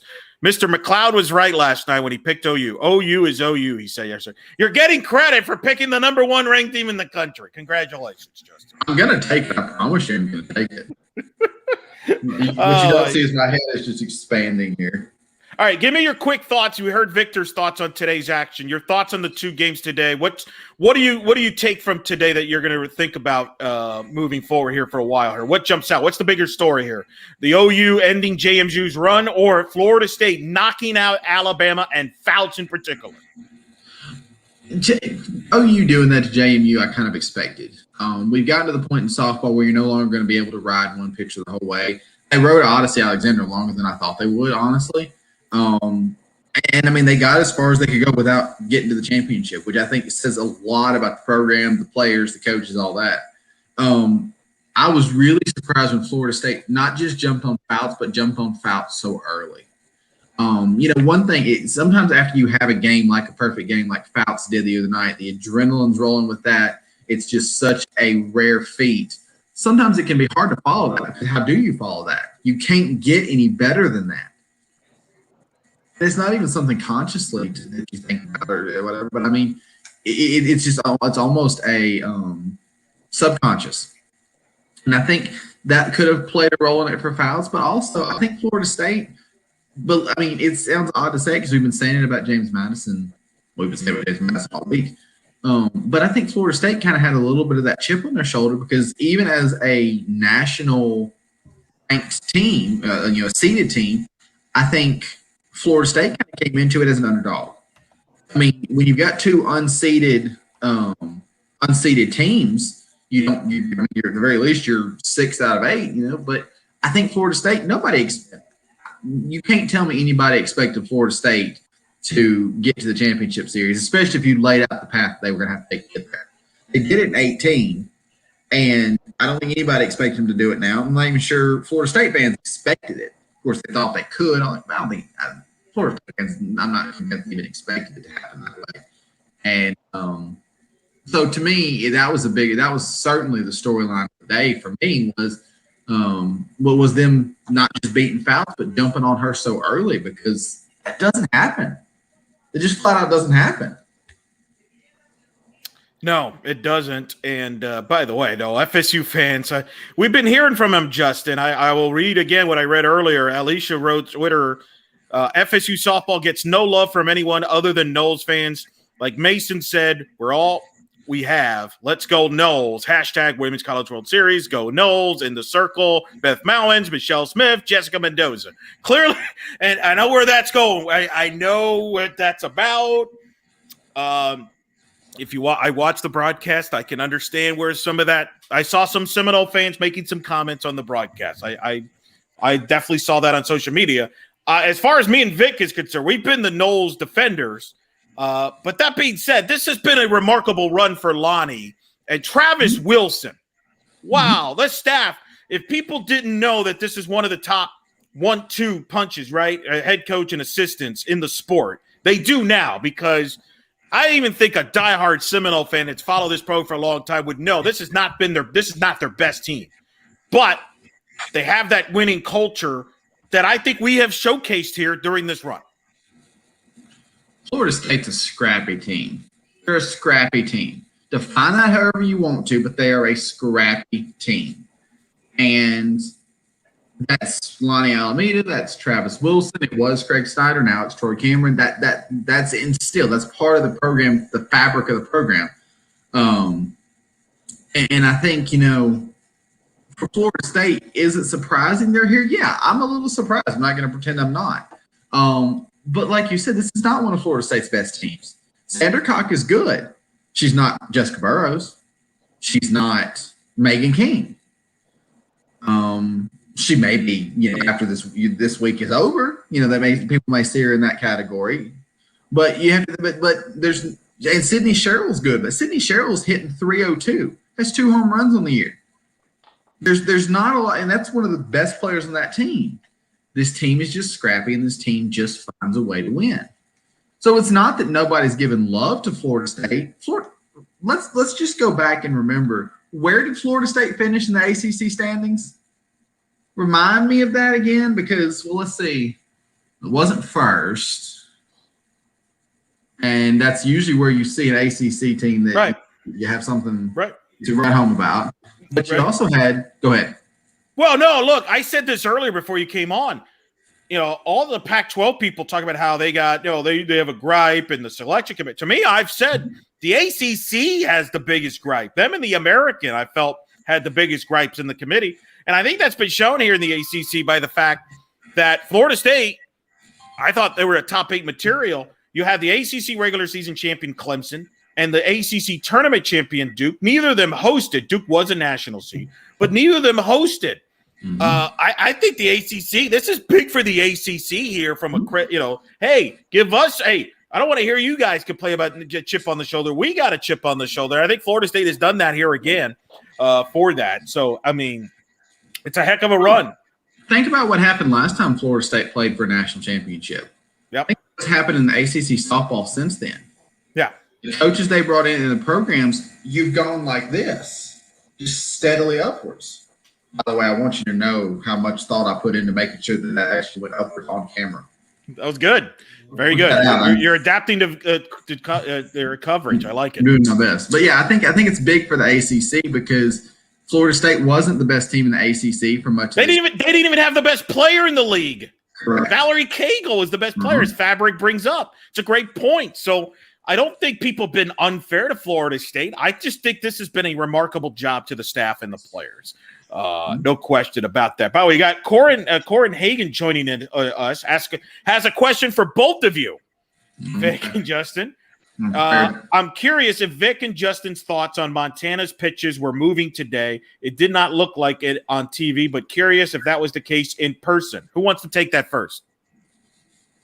I'll take a shot at it. And from what I can tell, she still had the velocity, but Florida State was just getting a good read on the pitches, on where they were going. If you look at the Mason 3-1 home run and analyze it, she was sitting on that particular pitch. Probably was a ball that was up in the zone with a lot of spin to it.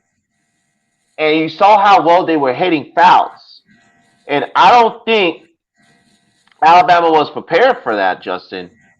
And that's why you saw Van Branco came out to the circle so early to try and calm her down, because they had a game plan in place.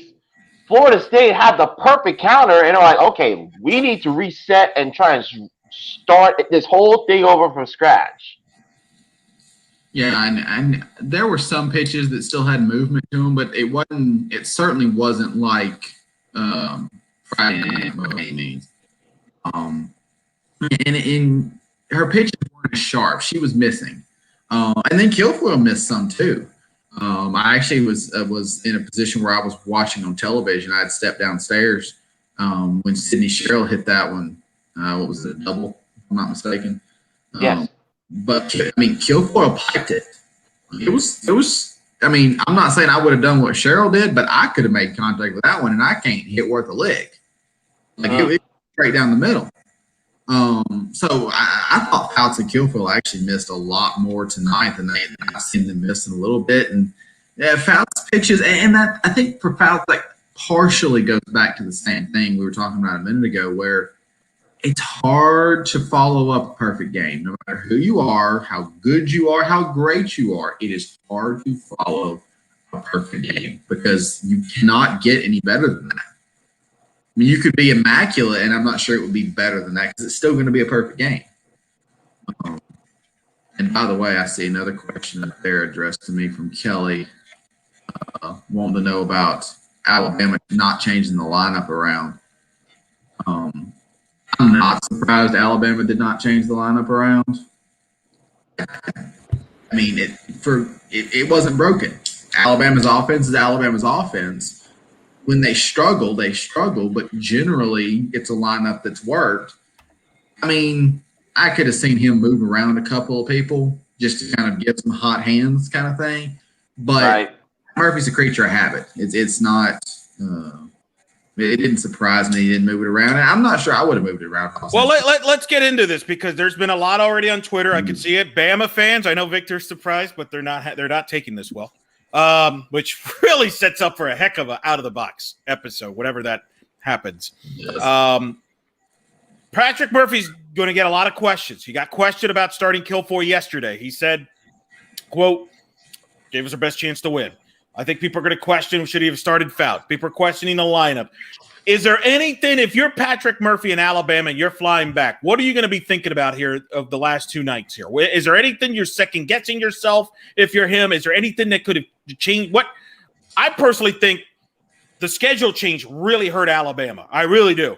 I don't think giving Florida State that extra day, they scouted Fouts, I think that really helped Florida State and hurt Alabama. I think Alabama – I don't think he'll admit it, but I think he was banking on playing 2 last night.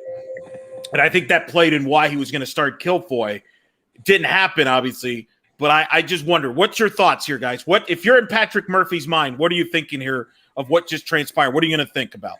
Right. Well, I think, honestly, when you're in the catbird seat like Alabama was or like JMU was. I'm loving all these puns, by the way. This is very. There's different. By the way, Catbird, follow me on Twitter about that. Thank you very much. You have the luxury of making decisions where if they don't work, you got a fallback plan. Look, and I'm gonna continue to defend Patrick Murphy on this. He made the right decision based on how she pitched to start Lindsey Kilfoyle. Now, granted, Shannon and Arnold on that Sunday night pitched better, and Florida State executed offensively better than Alabama did. If Alabama had won that game, we're not having this conversation. We're saying what a great move Patrick Murphy did, starting Kilfoyle, giving Montana Rouse another day of rest for the championship series. But because the result didn't work, we're questioning the decision that was made. Leslie Kilfoyle did exactly what she needed to do. It just so happened that Kat Sandercock and Kaylin Arnold and the Florida State offense executed better. That's all it is. It's a results-driven anger, honestly, guys. If Lexi Kilfoyle wins that game and Alabama is in that championship series tonight, we are not having this conversation whatsoever. Well, and here's the thing: the hindsight's 2020. Looking at what we saw tonight, if I was going to change one thing, I might start Kilfoyle instead of Fouts. And how many people would sit here and say it's the stupidest thing in the world if you see Kilfoyle in the starting lineup and not Montana Fouts? Montana Fouts was going to start tonight. In retrospect, that might be the one thing I would change. The problem is their offense, and I see it in the comment section here, and people realize that the offense is what let Alabama down. It's what in the times they've been let down this year, their offense has been their struggle. It's not their pitching. Kilfoyle did not pitch bad yesterday, and yes, Fouts and Kilfoyle both got a little rock this season. But all year, the problem has been the offense. When there has been a problem, the problem has been the offense. And that just happened to come through and be evident once again at the worst possible time. It's been really wild. The twists and turns about this. Think about UCLA going into the tournament. We find out that Megan Faremo is out. How significant was that? Which we still don't know what happened to her, except she has an injury.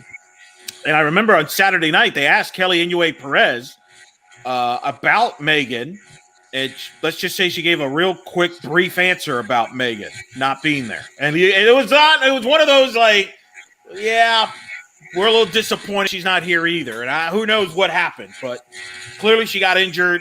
I don't know if it was in a game or whatever, but that hurt UCLA because they had to use Rachel Garcia. And now here we are. Montana Fouts, perfect game, the first perfect game in 21 hours. We crown her as the best pitcher in the sport. Right, 21 years.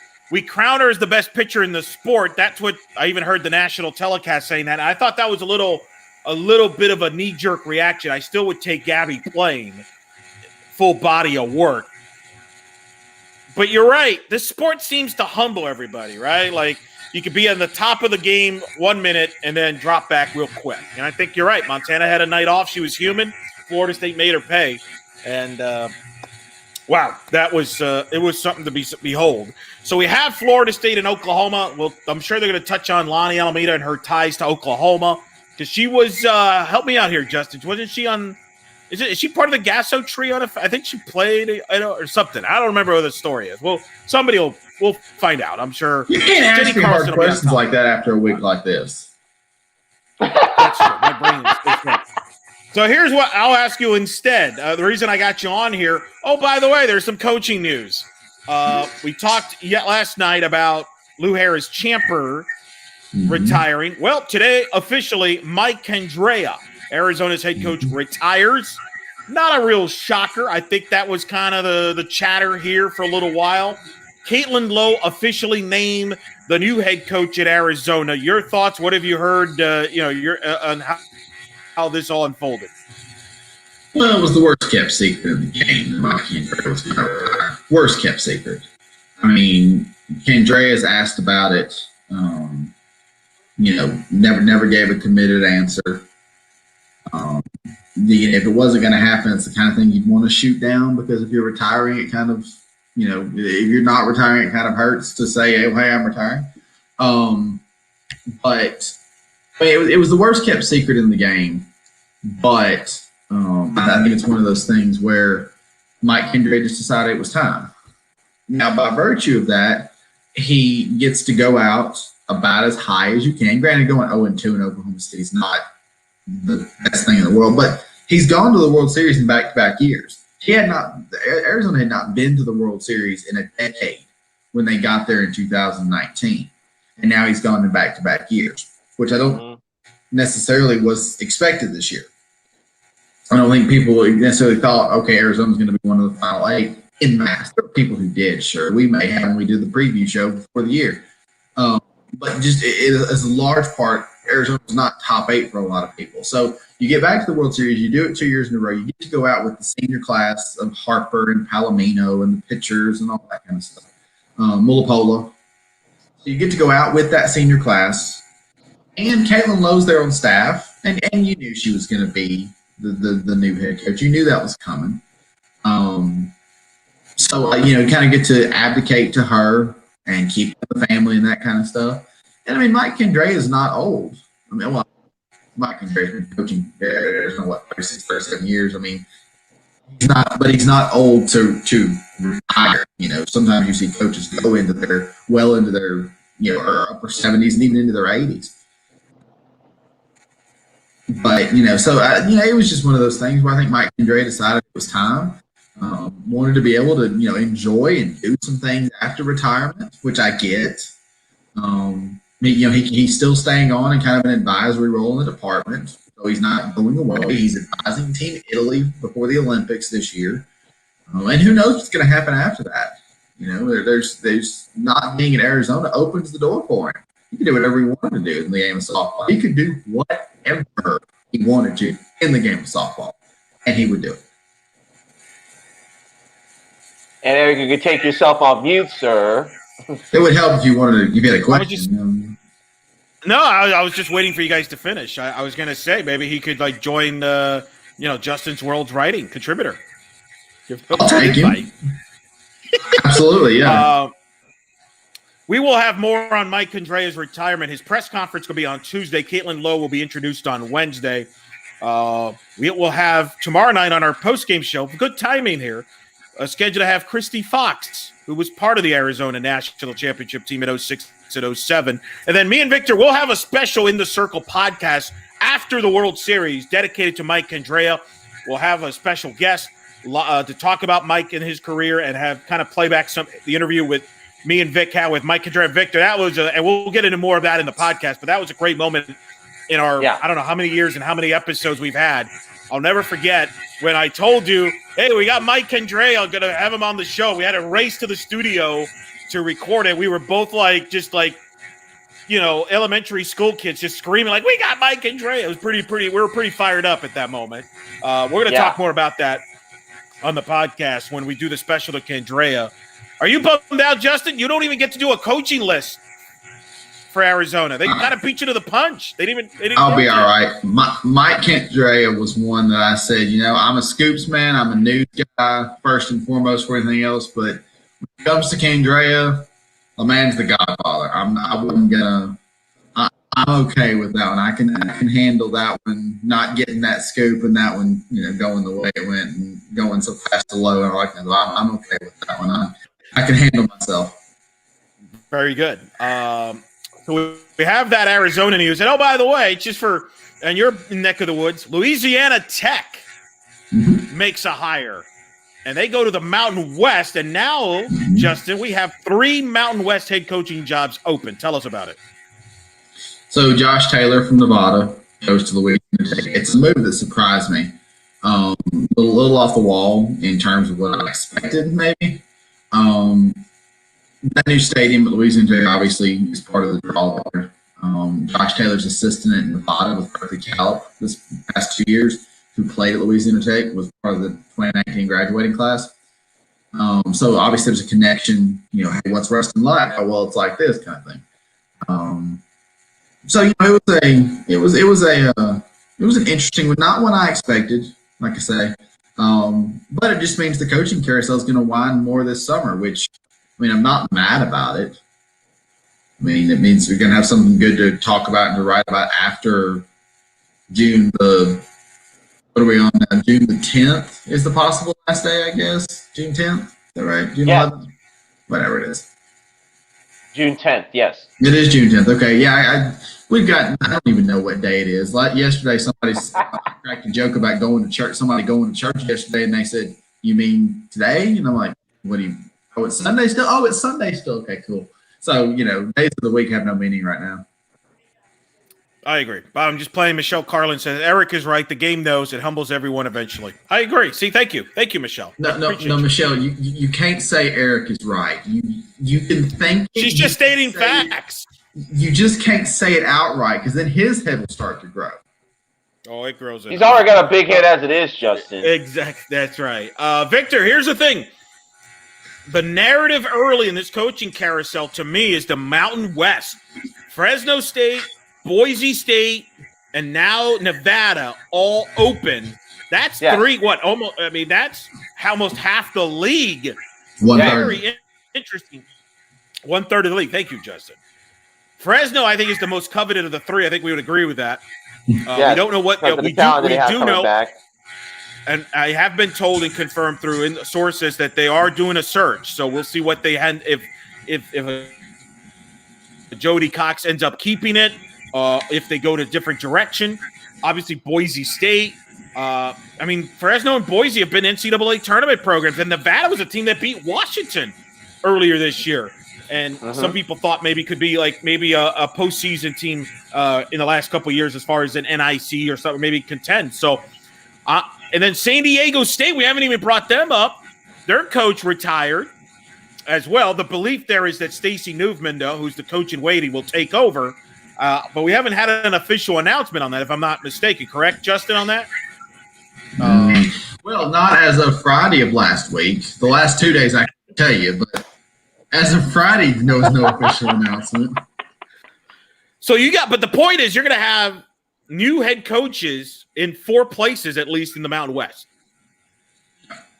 That's amazing facelift. Very different league. Yeah, so that's to me that's what I'm monitoring in this coaching carousel. I've been told by Justin that it'll pick up once the World Series ends. That we'll see more. So you agree with that theory? Okay. He's excited. Look at that, Victor. You see his face? That's right. Sometimes you don't have to say anything. You just nod your head in agreement and keep it moving. Keep it moving. Fair enough. Fair enough on that. All right, let's go back to the championship series. Give me your thoughts, both of you. Early thoughts on this matchup, Florida State, Oklahoma. By the way, somebody mentioned this. MIW, thank you. She's saying that Lonnie played at Oklahoma before Gasso is the coach. There was an Oklahoma softball before Patty Gasso. I think that was Kelly Ford. That's the rumor. I only know that because Kelly Ford told me. We've had Kelly Ford on the show. She used to be at Oklahoma. So before Patty Gasso. So that's the deal. But give me you guys' thoughts. I don't mean – and actually, before we get into that, guys, I do have some news that did break within the last 15 to 20 minutes. Jenny Carlson – well, no coaching news, thankfully. Jenny Carlson from the Oklahoma. Justin's face. Justin just exhaled. He just look at him. You just gave him a heart attack, Victor. Just wait till I tell you the story about what I wanted to tell Justin, but I didn't on our ride to the stadium this morning. But that's gonna be a funny one. Okay, so Jenny Carlson from the Oklahoma tweeted, and right after also tweeted as well, that if Game 3 needs to be played, it's going to be played on Thursday at 3 p.m. on ESPN2. The reason for that is because the NBA playoffs will be having Game 3 of Milwaukee versus Brooklyn, although after what the heck I saw tonight, I don't know why they're playing that game. They should have a walkover for that series. But nonetheless. It will be a walkover. But I am glad you brought that up. Because all you people that have been clamoring about let's expand the schedule. What did I say last night, gentlemen? What did I say? That's not so simple. And look what's happened here. So now, by pushing this one day, just one day, you now have a conflict with an NBA playoff game on Thursday, and now you're bumped to the deuce. What time you said? 3 p.m. Eastern, 2 p.m. Central. But also, not only that, Eric, the reason because it's 3 is because there's going to be track and field on prime time on ESPN2. The NCAA championships from Eugene, Oregon, correct? Correct. And so this is my point. This illustrates my point. It's not as simple as all you armchair quarterbacks out there. You know who you are. oh, let's move let's move this an extra day or two. Let's give them some more rest and quality of rest. It's not that simple. There's TV slots, and I'm glad you brought that up. And people can be mad about this all they want, but there are, in fairness, the NCAA track and field championships is a pretty big deal. It's a big. They draw good numbers. And you have potential Olympians there, yes, participating, and every sport deserves its slot. And I think that's the point here. It's not as simple as we can. And here's the perfect example. By moving it one day, you've now cost yourself an attractive, because game 3, if this series were to go to 3 in a normal year, game 3 draws big numbers. They're not going to draw the big numbers in that slot on Thursday. Now, this has happened to college baseball in the past, too, where they've been bumped. This happens. But that's not why it's not as simple as everybody thinks. Oh, well, they just changed the schedule. Let's move it a day or two. No, because TV has a lot of different things going on. You haven't even brought up the fact, okay? Because some might say, well, why not play it Friday? You know what's going on Friday? It's the super regionals in college baseball start. So my point is, the longer you drag out this tournament, you're going to run into more conflicts. It's not that simple. And it drives me nuts that people just want to throw stuff against the wall. National media, print media, coaches that think let's just move. Okay, are you willing to give up your TV slot? It's not that simple. So that's big news. I'm not surprised by that, honestly, because it was funny, Victor, when I looked at the Thursday schedule and I was watching the exhibition, whatever, the Nets, Bucks, whatever you want to call it. And I saw that ESPN has the game on Thursday. And I'm like, it's not an accident that this was a Monday to Wednesday schedule. And, now you've cost yourself, because I think this championship series could be a big number. But if it goes 3, it's going to be hampered. And so anyway, that's the story. And also, another thing, Eric, I ain't going to be able to watch it because I'm going to be on a plane going back to Orlando. So there's a new hashtag, things that happen while Vic's flying in the air. Well, thankfully, Southwest gives me free TV, and ESPN is on there. Hopefully, I have ESPN2 as well. Man, we got to be stuck watching the Nets Bucks. Are you telling me that now on Thursday? Oh, my God. Can they just fire Mike Budenholzer already? $50 for internet, which... Well, that's a great point Jesse James just bring up, by the way. Thursday, that's what, 2 Central, Oklahoma? As Jesse James points out, it's funny, people talk about the well-being. It's going to be a little hot. Trust me, we've all done the heat in Oklahoma. It's going to be a little hot. It's going to be a little hot. Can't wait for that one. Can't wait for that complaint to begin on Thursday. How can these players be played at 100,000 degrees? We can play at 2 a.m. instead. It's a little cooler. By the way, how about this? Yeah, I'll tell you, Florida State was really hurt by that 3 a.m. game. They really were. They really were. Honestly, that might have been the best game we saw all day, if we're going to be honest. Yes, please. Like, I was listening today. Oh, these games are better now because of the rest. No, they're not. We were on the verge of having 2 run rules there. We were close. Your resident favorite softball reporter was better because of the rest. Yes, it does benefit us. Is this part of it? Is the media pushing this because we're selfish? Is this what this really is? We really don't care about the players. We care about ourselves in this, isn't it? Because really, I don't think the players give a crap what time they play. I've never heard a player say, man, I really wish we weren't playing at 3 a.m. By the way, there's a baseball regional game, Old Dominion in Virginia, because of weather. They're playing tomorrow at 9:06 a.m. Eastern. Is anybody complaining about? Yeah, look. Anybody complain? Nobody feels bad for them. Hey, where's your proper sleep? Any of that? Covering them. And the ushers and the concession workers having to work those events. Yeah, right. Sure. And yes, of course, I feel bad for the players and the coaches, but Thank you, Kristen. I will. I am the voice of the voiceless. I'm gonna give you a pulpit and a collar. What you CM Punk now? Really? Lord. All right. Back to since before Vic broke the news here. So give me your thoughts on this matchup. here between the Sooners and the Knolls? What things are you looking forward to seeing the next couple nights here? Anybody? Who's first? Okay, am I first? Okay, go ahead, Justin. You spoke, so you get to go. We were playing the quiet game and nobody knew it, including us. So for me, I want to know if Catherine Sandercock can control the OU offense, because we saw James Madison do it on Thursday. That offense can be contained. We now know, even on this stage, it can be contained. Jennings and Allo have not had the greatest weeks. They have contributed, most certainly. They have been of value to Oklahoma. They have not had the best weeks. But OU's come through, whether that's Hansen or Donahue. Donahue right now is making a run at tournament MVP. If we were voting right, before we see what happens the next couple of days. So, it's one of those things where, for me, I want to see if Sandercock and Arnold and Watson, but really Sandercock, because Sandercock is obviously the one who's, the ace, so to speak. So I want to see if Sandercock can control the OU batters, but I also want to see how Oklahoma's pitching staff on the opposite side of the ball comes in, because, we saw a different Giselle Juarez this week. And honestly, we've seen pretty much this year. She's a different G Juarez. Does that stick around? Is that because maybe her coming in those roles wasn't necessarily the most expected thing? Was it just because she thrives in this spot? I don't know. We'll see.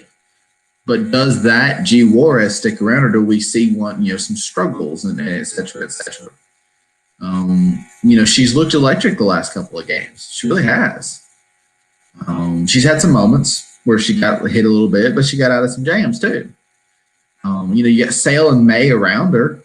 Sale, iffy.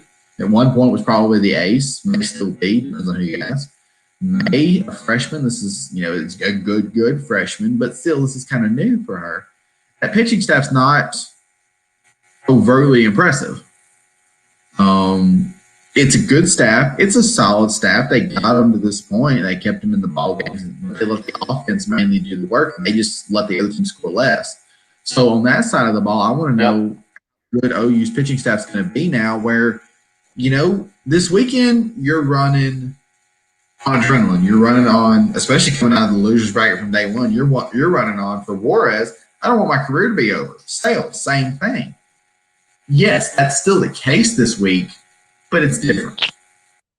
It's not the adrenaline of Saturday and Sunday and winner go home and winner go home and winner go home and winner, back to back kind of thing. It's just a different feel. So I'm really curious on that side of the ball if Oklahoma's pitching is going to come through. And you, sir?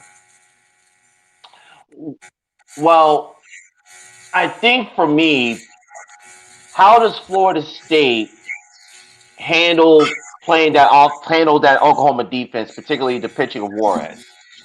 Florida State, they're not known to hit home runs like they have been in the past. They rely on the small ball, getting those doubles, and letting the defense and the pitching win the games for them. Oklahoma has been particularly aggressive on the base paths. Nicole Mendez's triple today was a perfect example of that.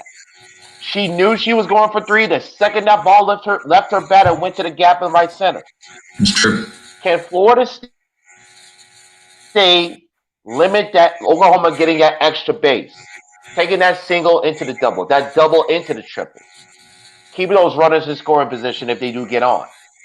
On the other side, for Florida State, they have to remain patient and stick with the game plan that they get from the coaching staff.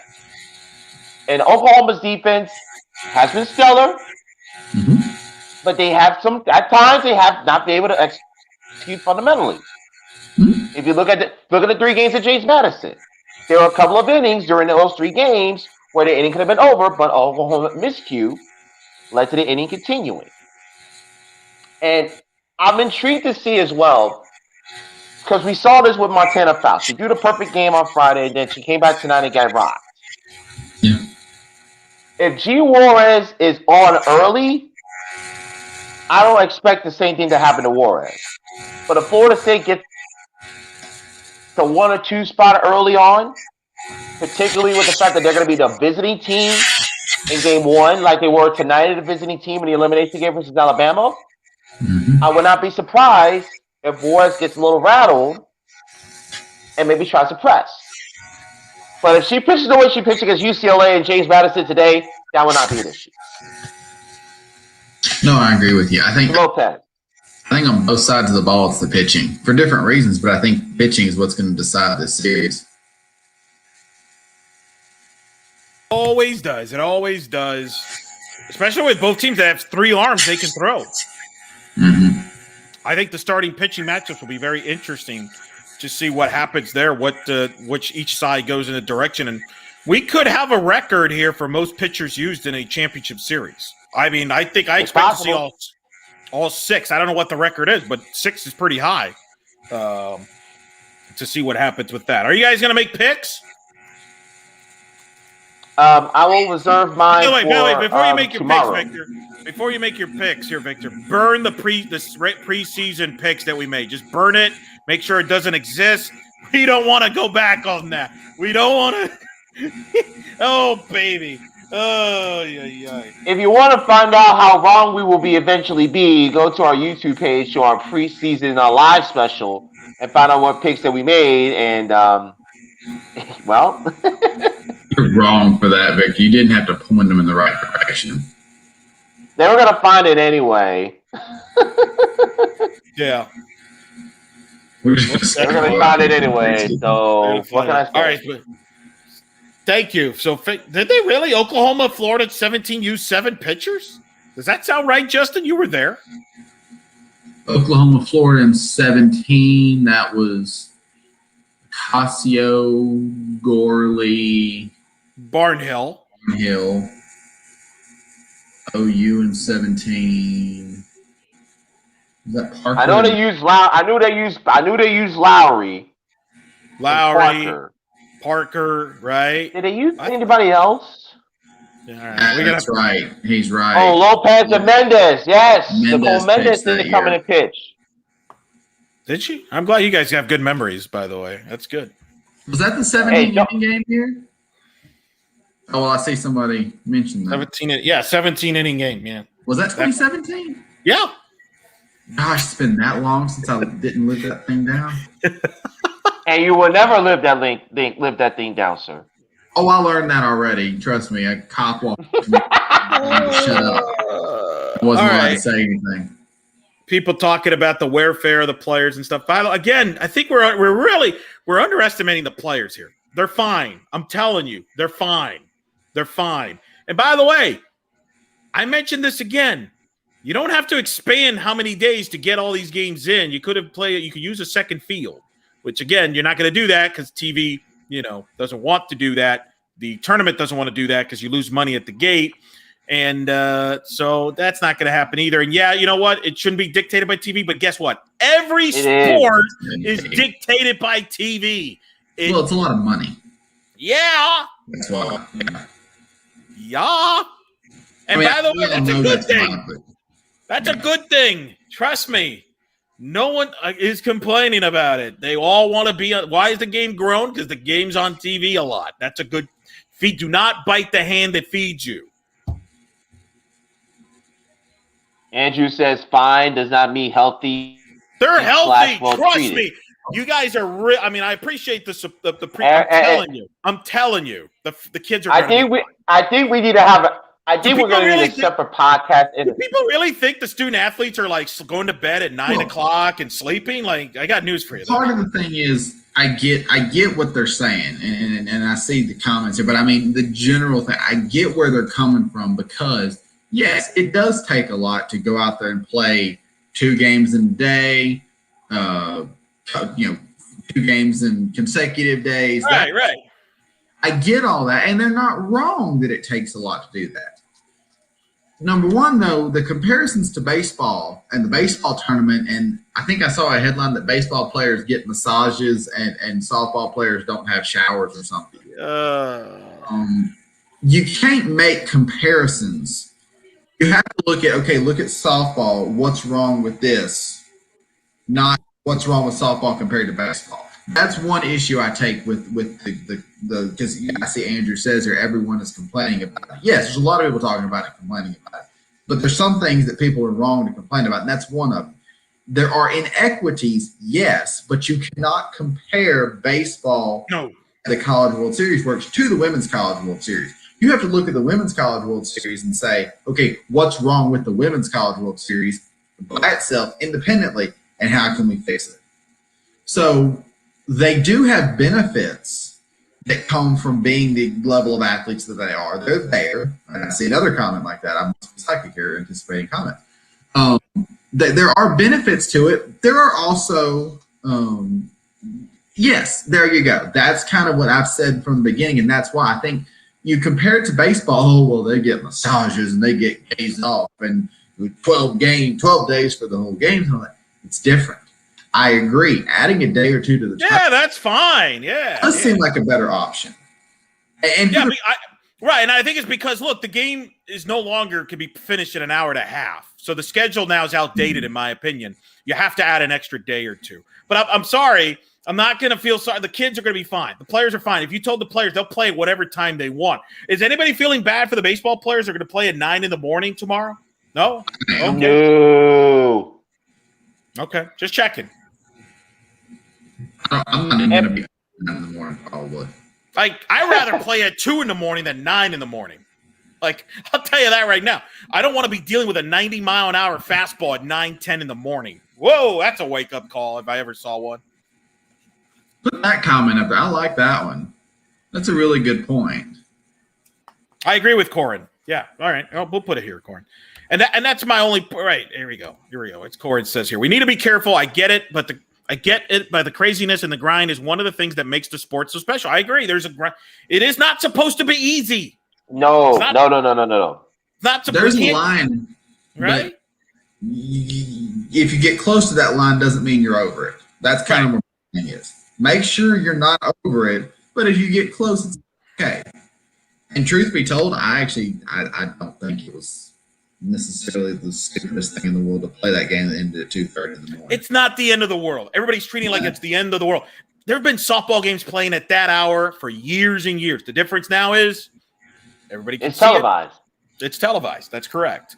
And by the way, yeah, go ahead. Which one's worse? Playing that starting at 11:50 and playing until 2:30, or JMU sitting around and JMU and OU warming up last night and then saying, "Oh, by the way, you got to come back tomorrow." What if today's games had not started? That is worse. What if they started at 11? Well, my question is, what's the cutoff time then? 10, 11? When is it like? What's the cutoff point? Because whatever TV says so. Well, no, I mean, like Mother Nature, you can't control Mother Nature. So at some point, you kind of have to adapt. Like, what if it would have rained out today?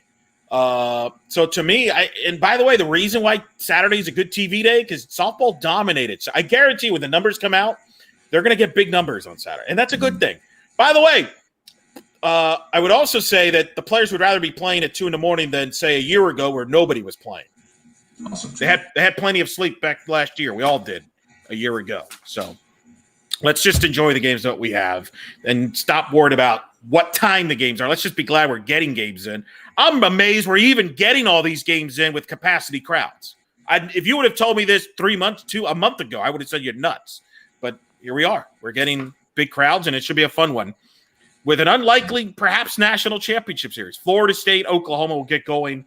Is that right? 7 Eastern, first pitch? Nope. Pre-game starts at 7. First pitch at 7:30. Amanda Scarborough. Shout out to Amanda Scarborough. She's going to play the Kurt Herbstreit role. She will be sitting. In fact, I saw her briefly. She's sitting in the right chair spot for the pregame and postgame booth. That's the Kurt Herbstreit seat. The right side. I'm actually intrigued to see her in this role. Although I did miss her voice today. Does that make Jenny Dalton Hill Lee Corso? I was not going to go there.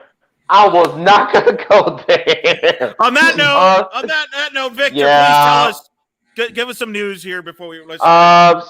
Send your tweets about that to @JustFactsMan and @Justin'sWorldSB for whatever the heck Justin just said.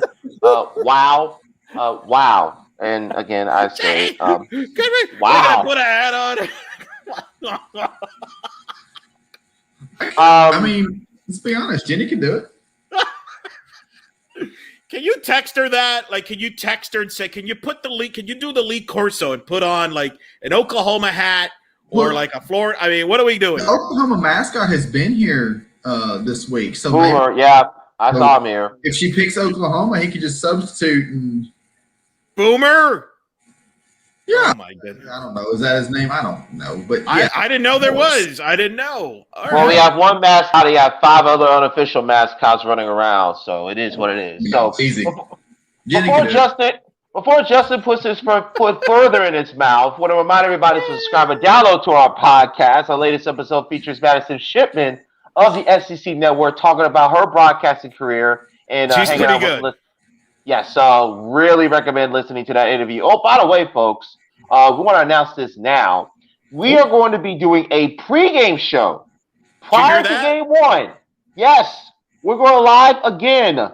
Pregame show tomorrow, 4:30 Central, 5:30 Eastern.